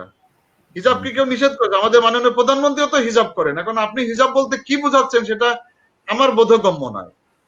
আপনি যদি ইসলামিক হিজাব বলেন তাহলে আবার মৌলানা হয়ে যেতে হবে আমাকে ভাই। কতটুকুন আছে সেটা দেখেন, কোরআনে কি আছে। আপনি যদি এখন আমাদের সো কল্ড বোরখা পরাকে হিজাব বলেন, তাতেও আমি কোনো সমস্যা দেখছি না। বাট হিজাব যেটা শরীয়তে আছে সেটা কিন্তু আরো liberal. So but anyway, summary হলো হিজাবে কোনো সমস্যা নেই। কেন সমস্যা থাকবে? আচ্ছা, এখন সিলেবাসের ব্যাপারে আবার ফিরে আসি। এই সিলেবাসে ইনফ্যাক্ট কোনো কিছু বাদ নাই, বাট তার মানে ভয় পেন না। এখন যদি আমি জিজ্ঞেস করি কাউকে যে বাংলাদেশের ঠিক, আমি যদি 90 ডিগ্রি অ্যাঙ্গেলে বা 180 অ্যাঙ্গেলে বাংলাদেশের ম্যাপকে ছিদ্র করতে, কোথায় গিয়ে পড়বে? এটা ওদের ভিতর আছে না? ভূ রাজনীতির মধ্যে আমি ফেলতে পারবো না? দক্ষিণ আমেরিকার কোথায় পড়ে দেখেন, পেরুর ওদিকে পড়ে, এটা তো পড়বে ওখানে গিয়ে। আমি যদি এই প্রশ্ন করি, অসুবিধা আছে কারো? ভূ রাজনীতির ভিতরে পড়বে। বা আঞ্চলিক ব্যবস্থার ভিতরে আমি যদি আপনাকে ইউ নিয়ে প্রশ্ন করি, আফ্রিকান ইউনিয়ন, সেটা আঞ্চলিক ব্যবস্থার ভিতরে পড়ছে না? যে আফ্রিকান ইউনিয়ন কবে কোথায় জন্ম হয়, প্রশ্ন তো আমি করতেই পারি এটা। বাট কোনোভাবে ভয় পাওয়ার কিছু নাই, আপনাকে এই জন্য অসংখ্য পড়তে হবে সেটা আমি বলি না। But the more you read the more you learn, এটার কোনো কারণই নাই ভয় পাওয়ার। এই 20 মার্কের ভিতরে আমার দৃষ্টিতে দেখেন, আপনি শুধু নিউজ পেপার এবং কারেন্ট ইস্যুস গুলো জানলেই, রেগুলার পড়লে 12 থেকে 14 মার্ক এমনি ওখান থেকে আসে। আপনি দেখেন, নিউজ পেপার মানে শুধু 1 মাসের নিউজ পেপার পড়বেন, আমি সেটা মিন করছি না। আপনারা এখন শুরু করেছেন একটু এখন থেকেই রেগুলার, যেমন টেলিভিশনের খবরগুলো আর নিউজ পেপার, আমাদের দেশের নিউজ পেপার গুলো সবই ভালো ভালো, খুব ভালো, উন্নত মানের। আমি বলবো যে আপনি ইকোনমিস্টটা একটু দেখেন, ম্যাগাজিন যেটা, নিউ ইয়র্ক টাইমস দেখেন, এটা নিয়ে ভয় পাওয়ার কিছু নাই। ওয়াশিংটন পোস্ট দেখেন, সিনহুয়া দেখেন, ইন্ডিয়া টাইমস দেখেন, এগুলো আপনি দেখেন, ডন দেখতে পারেন, খারাপ নয় পত্রিকাগুলো। এতগুলো পত্রিকা কিভাবে দেখবেন? পাগল হয়ে যেতে হবে না ভাই? না, পাগল হতে হবে। এটারও একটা পদ্ধতি আছে, যেমন অনলাইনে আপনি এটাকে দেখলেন তো, আপনার কোনটা প্রয়োজন সেটা কিন্তু আপনি জানেন। এই এক একটা পত্রিকাতে, যেমন ওয়াশিংটন পোস্ট যদি বলেন 60-70 পাতার ডেইলি প্রিন্ট হয়, আমাদের মতো 12 পাতার পত্রিকা না ভাই। কোন জায়গায় আমি একদিনে 100 পেজেরও নিউজ পেপার দেখেছি। এত দূর আপনি কেন দেখতে যাবেন? আপনার ইন্টারেস্টের অংশটা শুধু আপনি দেখেন। ঠিক আছে? যে এবং প্রশ্নর বেশিরভাগ ক্ষেত্রে দেখবেন বাংলাদেশ সংশ্লিষ্টতা যেখানে আছে এগুলো বেশি প্রশ্ন করা হয়। আমি বলছি না যে এটাই একমাত্র প্রশ্ন, বলছি যেমন V20 নিয়ে একটা প্রশ্ন করা হলো। V20 তে বাংলাদেশ আছে, ভালনারেবল 20। যখনই আপনি V20 বুঝবেন তখনই বুঝবেন যে এটা পরিবেশের বিষয়, এখানে বাংলাদেশ আছে। তাই না? তারপর আন্তর্জাতিক নিরাপত্তা, আন্তঃরাষ্ট্রীয় ক্ষমতা সম্পর্ক। ক্ষমতা সম্পর্ক বাদ দিলে আপনি কিভাবে প্রশ্ন করবেন বলেন? আমি যদি এখন বলি উত্তর কোরিয়া, ভাই উত্তর কোরিয়া আমাদের জন্য কিন্তু একটা সম্মানিত দেশ, কারণ তাদের সাথে আমাদের ডিপ্লোম্যাটিক রিলেশন আছে, তাদের মিশন আমাদের দেশে আছে, এবং বাংলাদেশকে প্রথম দিকে যারা রিকগনাইজ করেছে উত্তর Korea one of those countries. সেই হিসাবে তারা আমাদের কাছে যথেষ্ট শ্রদ্ধার, যথেষ্ট সম্মানের আছে, ছিল এবং থাকবে। তাকে ছোট করে দেখার কোনো কারণ নেই। এবং আমরা কারো অভ্যন্তরীণ কোনো রাজনীতি নিয়ে কখনোই মাথা ঘামাই না, অন্য দেশে ঘামানোকে পছন্দও করি না। সেই হিসাবে তাদের অভ্যন্তরীণ কি বিষয় আছে সেটা তাদের বিষয়, কিন্তু আমাদের জন্য তারা বন্ধু রাষ্ট্র। সেখান থেকে প্রশ্ন তো হতেই পারে, আমার না হওয়ার তো কোনো কারণ নেই, প্রশ্ন করা যেতেই পারে। তো এ ধরনের আপনি যে কোনো দেশ মনে করেন, বাট বেশিরভাগ ক্ষেত্রেই দেখবেন যে প্রশ্নগুলো করা হয়, এই যে 20টা প্রশ্ন, এর বেশিরভাগই দেখবেন আপনার নলেজের ভিতরে, হয় আপনি নিউজ পেপারে পড়েছেন, নাহলে খবরের কাগজে পড়েছেন, কোথাও না কোথাও আপনি পড়ে ফেলেছেন অলরেডি। খুব অপরিচিত প্রশ্ন আসে না। অপরিচিত হলো আমার জন্য, আমি পড়ি না তো আমার কাছে অপরিচিত, না বই পড়ি না নিউজ পেপার পড়ি।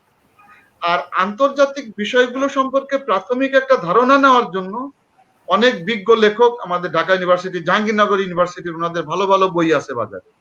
আমি বলি না যে ওটা বিসিএস পরীক্ষার জন্য পড়েন, নো। আন্তর্জাতিক বিষয় যে কত মজাদার এবং একটা প্রাথমিক ধারণা নেওয়া, আপনার ইন্টারেস্ট গ্রো করার জন্য ওই বইগুলো পড়েন, বিসিএস এর জন্য না। আবারও বলছি, বিসিএস এর জন্য কিছু ধরাবাঁধা জায়গায় গেলে আমরা যখন আবার ক্লাস শুরু করব বা আলাপ শুরু করব, তখন দেখবেন আরো সহজ।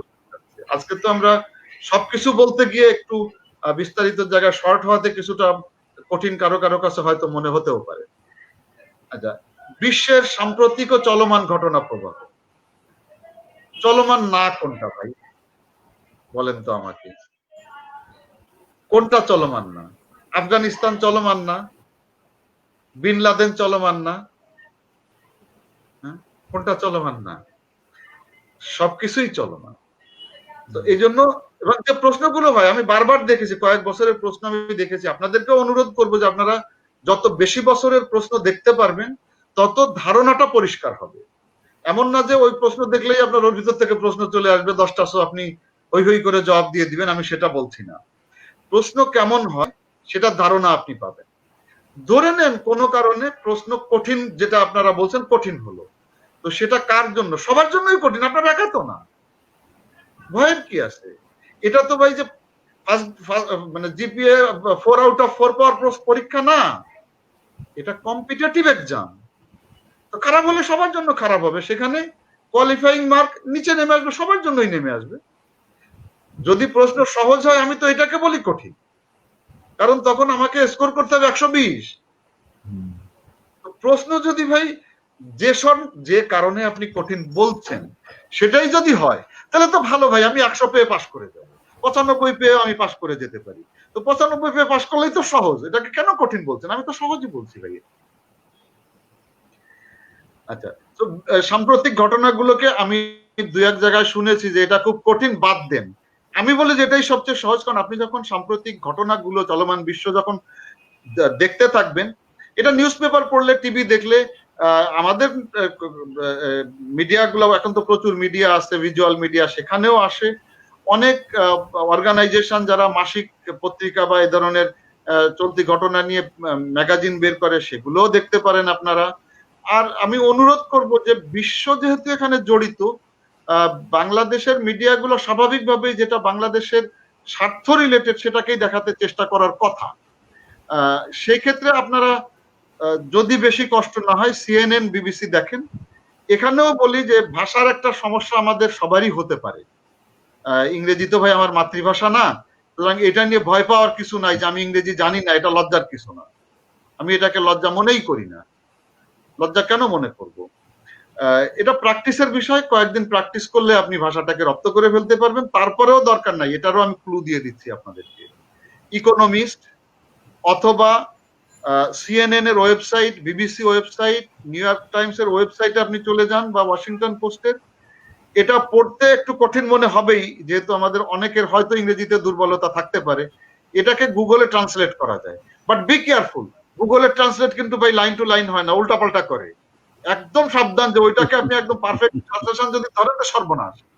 আপনি একটা ধারণা পাবেন ওখান থেকে, অ্যাটলিস্ট আপনার তথ্য পাবেন, প্রিলিমিনারির জন্য যথেষ্ট। কারণ প্রিলিমিনারিতে তো আপনাকে ব্যাখ্যা করার কিছু নাই। প্রিলিমিনারি হলো 3 আর 2 ইজ ইকুয়ালস টু কত, 4, 5, 6 না 7, একটা শব্দ। তো ওইটার পারপাস সার্ভ করে যাবে আপনার। ওই পারপাসটার জন্য আপনাকে সমস্যা পেতে হবে না। যেমন আমি যদি বলি সন্ত্রাসবাদের জন্ম কাদের মাধ্যমে, তো আমি 4টা প্রশ্ন দিয়ে দিলাম: মুসলমান, হিন্দু, খ্রিস্টান, ইহুদি। তো আপনি জানলেই হলো যে কারা করেছে এই 4 জনের ভিতরে।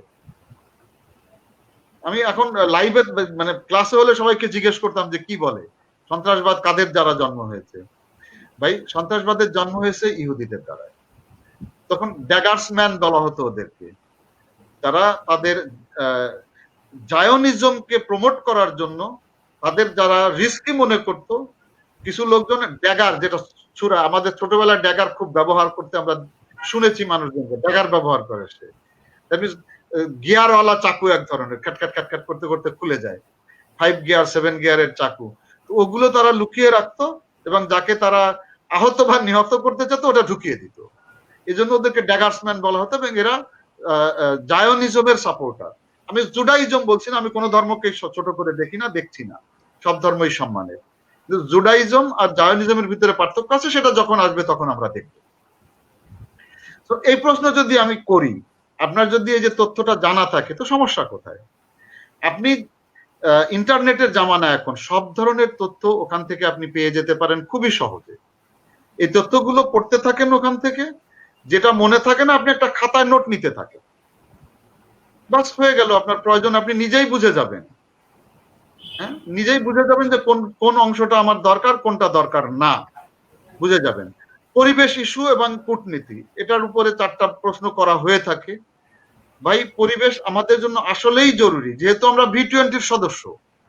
আমাদেরকে বলা হচ্ছে যে আমরা যে কোনো সময় ডুবে যেতে পারি, যদিও আমি সবসময় এটার সাথে দ্বিমত করি। সেটা আমার একটা লজিক আমার ভিতরে আছে, আমি ডুববো বলে আমি কখনো মনে করি না, অ্যাটলিস্ট পরিবেশের কারণে ডুবে যাব এটা আমি মনে করি না।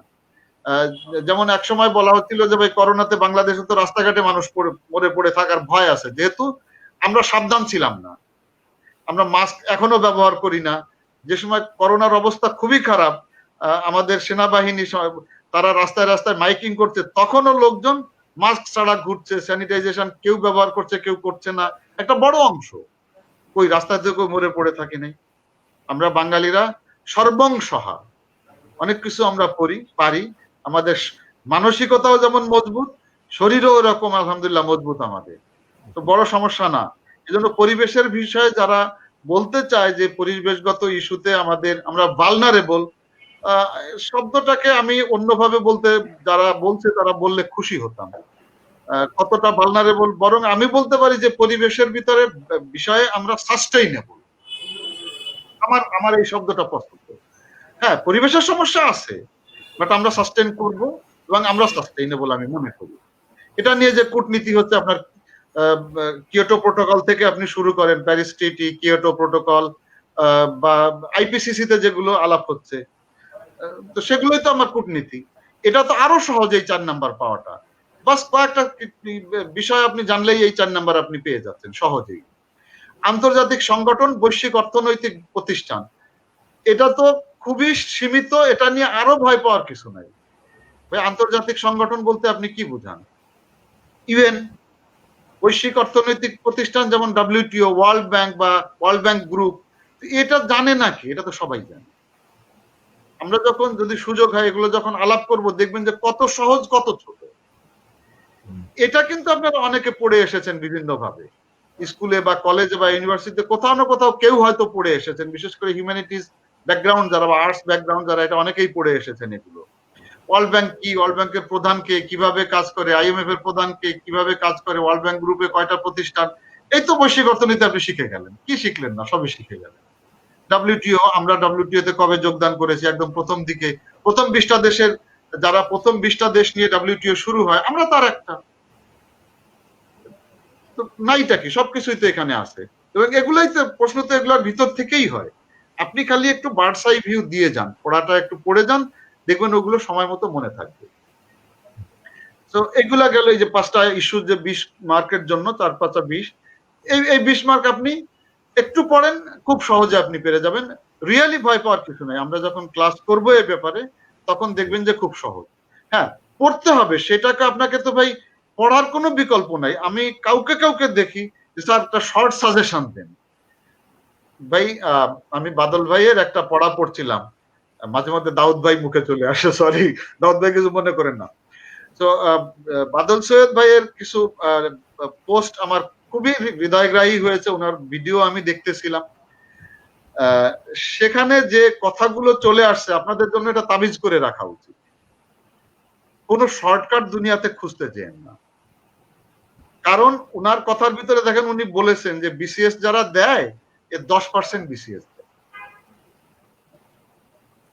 বাকি যারা শর্টকাট খুঁজে তারা কিন্তু ওই বাকি 90 ভাগের ভিতরে। আশা করি আপনারা এই 10 ভাগের ভিতরে, যেমন বাদল ভাই আপনাদেরকে নিয়ে অনেক স্বপ্ন দেখছেন, অনেক আশা করছেন যে আপনারা 10 ভাগের ভিতরেই থাকবেন। আমরা ওনার সহযাত্রী হিসাবে ওনার পিছনে থেকে মনে করতে চাই যে আপনারা আমাদের মিছিলে এই 10%ই থাকবেন। আপনাদেরকে এই 10%কে নিয়েই আমরা চলতে চাই। বাদল ভাইয়ের আমি কিছুটা ইমোশনাল কথা এখানে বলে ফেলতে চাই।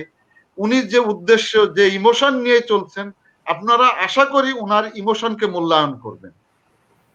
আর আপনারা যখন বেশি বেশি ক্যারিয়ারিস্ট হবেন, শ্রম দিবেন, ভালো জায়গাগুলোতে আসবেন, হয়তো বাদল ভাইয়ের সাথে, আমার সাথে, ওয়াইদুল্লাহ চৌধুরী স্যারের সাথে আপনাদের দেখা হয়তো হবে, হয়তো হবে না কোনোদিন। কিন্তু এরকম একটা জায়গা থেকে আপনি সাপোর্ট পেয়েছেন, সেখান থেকে আপনি, ভাই মোহাম্মদ আবিদ হাসান আন্তর্জাতিক বিষয় নিয়ে এই তো পড়ছেন তো ভাই, আপনি পড়েন নাই দুঃখবোধের তো কিছু নেই, এই তো পড়ছেন আপনি। যে কথা বলছি এটাই তো আন্তর্জাতিক বিষয়। সো বাদল ভাইয়ের স্বপ্ন যাতে কোনোভাবেই বৃথা যেতে না পারে, আপনার সফলতা দিয়ে সেটাকে প্রমাণ করে দিবেন, এটাই উনি চান, উনারা চান, বাদল ভাই এবং যারা ওনার ওবায়দুল্লাহ চৌধুরী স্যার বা ওনাদের যারা স্পন্সর আছেন, অ্যাডভাইজার আছেন। বাদল ভাইয়ের একটা জায়গায় আমি লেখা দেখেছি যে উনি লিখেছেন যে এনারা গাটের খেয়ে বনের মোষ তাড়াচ্ছেন। বাদল ভাই, আপনার শব্দ চয়নটা খুবই সুন্দর, আপনি একজন লেখক মানুষ। বরং আমি বলতে চাই এখানে যে কিছু মেধাবী মানুষকে আপনি একই ছাতার নিচে নিয়ে আসছেন। গাটের খেয়ে বনের মোষ তাড়ানোটাকে আমি এভাবে দেখতে চাই বাদল ভাই। আপনি যেহেতু অতি বিনয়ী মানুষ, এজন্য হয়তো এইভাবে বলেছেন। বরং আমি দেখতে চাই যে আপনি একটা ফ্ল্যাগ সামনে নিয়ে চলছেন, আপনার পিছনে অনেকগুলো বাতিঘর, অনেকগুলো চিরস্থায়ী বাতিঘর, দীর্ঘস্থায়ী বাতিঘর আপনার পিছনে আসছে এবং আছে। তো আপনার সাথে আমরা আছি, থাকবো ইনশাআল্লাহ। আপনি সাথে চলেন, এগিয়ে চলেন। ওবায়দুল্লাহ চৌধুরীর মতো একজন কান্ডারিও আপনি পেয়েছেন, বৈঠা ধরার মতো একজন মাঝি পেয়েছেন। তো এটা এগিয়ে যাবে, সে বিশ্বাস আমার ব্যক্তিগতভাবে আছে। আমি যতদূর ওবায়দুল্লাহ চৌধুরীকে চিনি, সেটাকে এগিয়ে নিয়ে যাবে। প্রতিকূলতা থাকবেই, মানুষের জীবনে থাকে, সবার জীবনেই থাকে, মানুষ শুধু না, যে কোনো প্রাণীর জীবনে, উদ্ভিদের জীবনে প্রতিকূলতা থাকে। ভাই মরুভূমির ভিতরেও তো গাছ জন্মাচ্ছে। হ্যাঁ, তাতে হয়তো কাঁটা বেশি থাকতে পারে, তার সার্ভাইভালের প্রশ্নে কাঁটা আসে সেখানে, কিন্তু সে টিকে থাকে তার ওই কাঁটা দিয়ে, ওখানে পানি জমিয়ে রাখে, ওখান থেকে সে বিভিন্ন প্রতিকূল পরিবেশে নিজেকে বাঁচিয়ে রেখে তার জীবনকে শেষ পর্যন্ত টেনে নিয়ে যায়। তো কাঁটা থাকাটা তো খারাপ না, কাঁটা থাকবেই, বরং কাঁটা না থাকলে ওই জীবনটা একঘেয়ে। যেখানে কোনো ভ্যারিয়েশন নাই, সেটা কি জীবন হলো? যদি প্রবাহ না থাকে তাহলে তো নদী মরে যাবে ভাই। কখনো কখনো জোয়ার, কখনো ভাটা, এই তো জীবন, এটা থাকবেই। ইভেন আমরা দেখেন যখন সি লেভেল আমরা মাপি যে হিমালয় কত, এত ফিট উপরে, তার মানে সি লেভেল থেকে এত ফিট উপরে, এই সি লেভেলও যখন মাপা হয় তখন জোয়ার এবং ভাটা ওই অঞ্চলের, ওই এলাকার সমুদ্রের জোয়ার, সমুদ্রের ভাটাকে একটা নির্দিষ্ট সময় দীর্ঘদিনের জন্য এক করে তার এভারেজ করে তারপরে করা হয়, তার মানে ভাটাকে বাদ দেওয়া হয় না। এই সি লেভেল বা সি বেড যদি বলেন, উচ্চতা নির্ধারণের স্ট্যান্ডার্ড যেটা, সেটা ভাটাকে সাথে নিয়েই মাপা হয়। তো ভাটা তো আমার জীবনের অংশ, কাটা তো আমার জীবনের অংশ, দুঃখ তো আমার জীবনের অংশ, চ্যালেঞ্জ আমার জীবনের অংশ। চ্যালেঞ্জ না থাকলে তো জীবন জীবনই হয় না। তাহলে কেন আমি মানুষ ভাই? সরি যদি আপনাদেরকে আসলে বদার করে থাকি, বাট এটা না, আমি আমার বন্ধু, আমার সহকর্মী, আমার ব্যাচমেট বাদল সৈয়দ ভাইয়ের সাথে সুর মিলাতে গিয়ে, তার ইমোশনকে শেয়ার করতে গিয়ে এই কথাটুকু ইমোশনালি বললাম। আমি এটাকে ধারণ করতে চাই। আশা করি যারা এখানে শুনছেন আপনারা ধারণ করবেন, শুনবেন না, ধারণ করবেন। ধারণ করার বিষয়টা আপনারা আমার চেয়ে ভালো বুঝেন। তো এই অংশটা কি আর কোনো বিষয় আছে আমার ভাই ওবায়দুল্লাহ চৌধুরী? ধন্যবাদ স্যার, আমরা আজকে আমাদের আলোচনাটা আমাদের এখানেই শেষ করতে হবে। আমরা পরবর্তীতে স্যার ইনশাআল্লাহ আপনাকে আবার পাবো এবং আপনার কাছ থেকে এই হৃদয়গ্রাহী আলোচনা এবং আমাদের গুরুত্বপূর্ণ যেগুলো আমাদের কৌতূহল নিবারণ করবে বা আমাদের কৌতূহলকে আরো বাড়িয়ে দেবে কোনো কোনো ক্ষেত্রে, এই বিষয়গুলো নিয়ে আমরা আরো আলোচনা করবো ইনশাআল্লাহ। আমি আপনাকে বিশেষ করে ধন্যবাদ জানাই স্যার, আপনি অনেক ব্যস্ত মানুষ, আপনি একজন সরকারি উচ্চ পর্যায়ের একজন কর্মকর্তা, আপনি খুবই আন্তরিকতার সাথে আপনি এই আমাদের মার্চ প্রোগ্রামের সাথে সম্পৃক্ত হয়ে আছেন। এটা যারা শুনছেন তাদেরকে বলে রাখি, ফরহাদুল ইসলাম স্যার, উনি অনেক উঁচু মানের একজন প্রশিক্ষক, একজন সিনিয়র সিভিল সার্ভেন্ট বাংলাদেশের সরকারের পররাষ্ট্র মন্ত্রণালয়ের, এবং স্যার হচ্ছে এটা চ্যারিটি, এটা একটা মানবিক উদ্যোগ এবং ইট উইল হেল্প পুয়ার, গরিবদের এটা সহায়তা করবে, বিশেষ করে পেরিফেরি যারা আমাদের প্রান্তিক। বাদল সৈয়দ স্যার কিছুক্ষণ আগেও বলেছেন, আপনারা খেয়াল করবেন, যারা ঢাকা, চট্টগ্রাম, খুলনা, রাজশাহী বা এরকম বিভাগীয় শহরগুলোতে বা ভালো জেলা শহরগুলোতে আছেন, যাদের জন্য অনেক কোচিং অ্যাভেলেবল, তারা তো কোচিং এ যাচ্ছেনই, আমাদের অনেক ভালো নামকরা অনেক প্রতিষ্ঠানগুলো আছে এখানে। এই প্ল্যাটফর্মটা মূলত আমরা করছি একটা quality education, quality training, quality guideline দেওয়ার জন্য। এটা মূলত আমাদের প্রাইমারি টার্গেট হচ্ছে যারা একটু পিছিয়ে পড়া, যারা একটু গ্রামীণ, মফস্বল বা প্রান্তিক পর্যায়ে আছেন, বা যারা ফিনান্সিয়ালি একটু কন্ডিশন হচ্ছে দুর্বল, মানে অসচ্ছল বা দুর্বল, বা যারা অনেক কোচিং এর জন্য একটা বড় ফি জোগাড় করতে পারে না বিভিন্ন কারণে, এদেরকে সাহায্য সহযোগিতা করার জন্যই, ওদেরকে কেরিয়ার পথে বা ওদের জীবনের পথে, স্বপ্নের পথে একটু এগিয়ে দেওয়ার জন্য, একটু মায়া ছড়িয়ে দেওয়ার জন্য আমাদের মার্চ ফরওয়ার্ডের অগ্রযাত্রা। তো এক্ষেত্রে আমরা স্যারদের মতো, ফরহাদ স্যারের মতো আলোকিত লোকজনকে, ব্যক্তিত্বকে আমরা আমাদের সাথে পেয়েছি, ইনশাআল্লাহ ভবিষ্যতেও পাবো। স্যারকে এই জন্য আমি আবারও বিশেষ করে ধন্যবাদ জানাচ্ছি।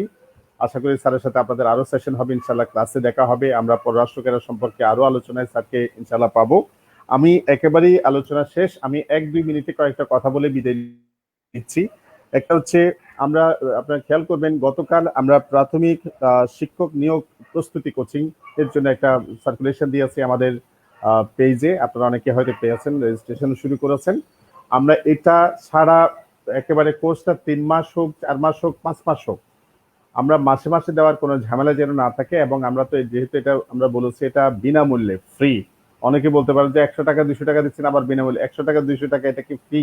আসলে বিষয়টাকে ওভাবে নেবেন না। এটা বাদল সৈয়দ স্যার খুবই ক্লিয়ার করেছেন, আত্মমর্যাদা প্রতিষ্ঠা, এবং এই প্রতিষ্ঠান যে আপনার নিজের, এখানে যে একটা ওনশিপ করবেন, এই প্রতিষ্ঠানটা যে মার্চ ফরওয়ার্ড যে আপনার নিজেরই একটা প্রতিষ্ঠান, এই পসেসিভনেস, এই অধিকারবোধ প্রতিষ্ঠার জন্যই কিন্তু 100 টাকা বা 200 টাকা এটা নেওয়া হচ্ছে। সুতরাং আপনি এটা স্টেপ একটা রেজিস্ট্রেশন, এবং এটা আমরা করতে চাচ্ছি, এটা ওই যে বললাম জবাবদিহিতা, এবং আমাদের কিছু ইনফরমেশন দরকার, আমাদের ডেটাগুলো দরকার, যাতে আপনাদের সাথে আমরা নিয়মিত আলাপ আলোচনা করতে পারি। সুতরাং বিষয়টাকে আপনারা ওভাবে নেবেন আশা করি। ব্যাংক কোর্স সম্পর্কে অনেক ছেলেমেয়েরা অনেক আগ্রহীরা এখানে প্রশ্ন করেছেন, বাদল সৈয়দ স্যার নিজেও জবাব দিয়েছেন, আমার চোখে পড়ছে। সেটা হচ্ছে আমরা ব্যাংক কোর্স নিয়েও সরকারি বেসরকারি বাংলাদেশ ব্যাংক বা বিভিন্ন ধরনের ব্যাংক কোর্স অনেকে আমরা পরীক্ষা দিয়ে নিয়মিত সার্কুলার হয়, সেই বিষয়ে আমাদের কাজ চলছে। আমরা মানে খুব বেশি সময় নেব না, আমরা হয়তো আপনাদেরকে সেই বিষয়ে অবহিত করতে পারবো আমাদের পেজ এবং গ্রুপের মাধ্যমে। এরপর শিক্ষক নিবন্ধন, এটা আমাদের এখানে যারা গ্রাজুয়েশন করা, যারা প্রাইভেট বিশ্ববিদ্যালয়, প্রাইভেট কলেজ অথবা বেসরকারি স্কুল যেগুলো আছে সেগুলোতে শিক্ষকতা বা অধ্যাপনা করার জন্য সুযোগ চাচ্ছেন, ওদের জন্য আমাদের একটা প্রোগ্রাম আসবে। আমরা ক্যারিয়ারের গত ক্লাসে বলেছিলাম 360 অ্যাঙ্গেল থেকে আমরা আপনাদেরকে গঠন করার জন্য, প্রস্তুত করে দেওয়ার জন্য আমাদের প্ল্যান আছে, প্রোগ্রাম আছে। আপনারা একটু ধৈর্যের সাথে আমাদের সাথে থাকুন, আমাদেরকে সহযোগিতা করুন। এবং সবচেয়ে একটা বড় বিষয়, আমাদের বাদল সৈয়দ স্যার নিজে একজন সিনিয়র সিভিল সার্ভেন্ট, ওনার অফিসিয়াল অনেক কর্মব্যস্ততা আছে। আমাদের প্রত্যেকেই মানে যার যার নিজস্ব ফিল্ডে কাজ করার পাশাপাশি এই কাজটা করতে হয়। সুতরাং আমরা অনেক বেশি ফোনে আমরা আসলে অ্যাটেন্ড করতে পারবো না, এটা সম্ভব হবে না। হয়তো শুরুর দিকে কিছুটা পাচ্ছেন, ভবিষ্যতে আরো এটা আরো একটু বিরল হয়ে যেতে পারে।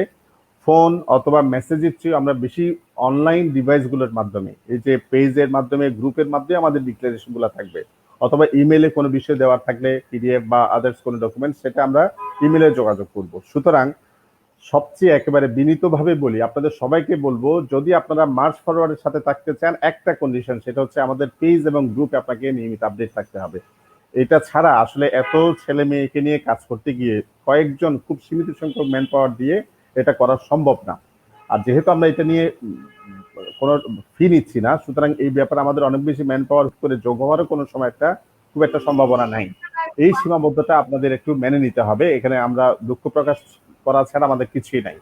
অনেকের ইমেল অ্যাড্রেস ভুল, যার ফলে আমরা ইমেলে আপাতত চিন্তা করছি আমরা 20 সেপ্টেম্বর পর্যন্ত ইমেলে কোনো কিছু আসলে পারতপক্ষে পাঠাবো না, বা আপনারা আশা করবেন না। পেলে এটা হচ্ছে আপনাদের জন্য উপরি পাওনার মতো হবে, এক্সট্রা পাওনা হবে। পেলে তো খুব ভালো, কিন্তু 20 আগস্টের আগে, 20 সেপ্টেম্বরের আগে আপনারা খুব বেশি হ্যাঁ। তো সুতরাং আপনারা একটু এই ব্যাপারে একটু মনোযোগী থাকবেন। আসলে ফোনে বা এসএমএস এ নয়, আপনারা প্রতিনিয়ত এসএমএস করে যাচ্ছেন, ফোন করে যাচ্ছেন, পাবেন না, আপনাদের খারাপ লাগবে। আর আমরা আমাদের ঘোষণাগুলো পেজ এবং গ্রুপে দিচ্ছি, প্লিজ এখানে একটু কানেক্টেড থাকেন, স্টে কানেক্টেড, এই জিনিসটা আপনাদের কাছ থেকে চাই। আপনারা যারা বিভিন্ন কোর্স গুলো নিয়ে, প্রাথমিক শিক্ষক, অক্টোবর মাসে বড় ধরনের একটা সার্কুলার হবে বলে আভাস পাওয়া যাচ্ছে গণমাধ্যমের খবরে। প্রাথমিক শিক্ষক এটা একটা সরকারি চাকরি। এই সময়ে এই চাকরিগুলোকে কেউ হেলা না করে, কেউ অবহেলা না করে, গুরুত্ব না দিয়ে এগুলোকে গুরুত্বের সাথে নিন। আপনি চেষ্টা করতে থাকুন, আপনার জন্য যেটা বেটার হবে, আপনার প্রাপ্তির ক্ষেত্রে আপনার মনে করবেন যেটা আপনার স্বপ্ন বা ইচ্ছার সাথে অনেক বেশি ম্যাচ করে, সেখানে আপনি জব করবেন। কিন্তু আপনি প্রিপারেশন গুলো নিতে থাকুন। কেউ কেউ আজকে প্রশ্ন করেছেন আমরা কি বিসিএস এবং প্রাইমারি দুইটাই একসাথে চালাবো? হ্যাঁ, করুন। কোন শিক্ষাই আপনার বৃথা যাবে না। আজকে শিখতেছেন, এটা হয়তো 15 ইয়ার্স পরে আপনাকে কাজে দেবে। আর যে যত বেশি ইনফরমেটিভ থাকবে, যে যত বেশি জানবে, যে যত বেশি প্রিপেয়ার থাকবে, তার সামনে যে কোনো ইমিডিয়েট কম্পিটিটিভ পরীক্ষায় তার এগিয়ে যাওয়ার একটা সম্ভাবনা আছে। সুতরাং এই বিষয়ে আমি আপনাদের দৃষ্টি আকর্ষণ করছি। আমি আজকে এখানেই শেষ করবো, অনেক সময় হয়েছে, প্রায় 1 ঘন্টা 47 মিনিটের মতো সময়। আমি আমাদের শ্রদ্ধেয় ফরহাদুল ইসলাম স্যারকে আবারও কৃতজ্ঞতা, ধন্যবাদ এবং শুভেচ্ছা জানিয়ে, এবং তাকে সামনে আবারও আমরা পাবো নিয়মিতভাবে, সে আশাবাদ ব্যক্ত করে আমি স্যারের কাছ থেকে বিদায় নিচ্ছি। স্যার, আপনি অনুমতি দিলে আজকে শেষ করতে পারি? স্যার শুনছেন? শেষের দিকে কয়েক সেকেন্ড একটু ইন্টারাপ্ট করেছে কেন জানি। স্যার বললাম, আপনি যদি অনুমতি দেন, আমরা ইনশাল্লাহ আপনাকে আরো পাবো সাথে আমাদের। আপনি সুস্বাস্থ্যের সাথে থাকুন, আপনার জন্য আমাদের দোয়া এবং শ্রদ্ধা, ভালোবাসা সব আছে। আর আজকে আপনি অনুমতি দিলে শেষ করতে চাইছেন। জি, থ্যাংক ইউ ভেরি মাচ। আমি শুধু এদের জন্য একটা শব্দ বলতে চাচ্ছি যে এই ফোরামটা এটা লেভেল প্লেইং ফিল্ড তৈরি করে দিচ্ছে আপনাদের জন্য। যারা অনেক বড় বড় জায়গায় কোচিং করছে, আপনারা বিনা পয়সায়, আমার ধারণা তার চেয়ে ভালো জায়গায় আপনারা গাইড নিচ্ছেন। আমি কোচিং বলবো না, গাইড নিচ্ছেন। একটা গান গেয়ে আমি শেষ করে ফেলি। 2011 সালের একটা হিন্দি মুভি ছিল অমিতাভ বচ্চনের, আমার একজন প্রিয় অভিনেতা উনি, আরক্ষণ, আপনারা দেখে থাকবেন মুভিটা। সাইফ আলী খান ছিলেন ওটাতে। যেহেতু খুব পছন্দের মুভি, এই জন্য এক চান্স তো দে দে মেরি জান, ফের তু উড়ান দেখনা। So give me a chance, then you can see how I can fly. So that chance has been given to you all. We would like to see you flying on the sky. Thank you very much. Thank you sir. আসসালামু আলাইকুম sir.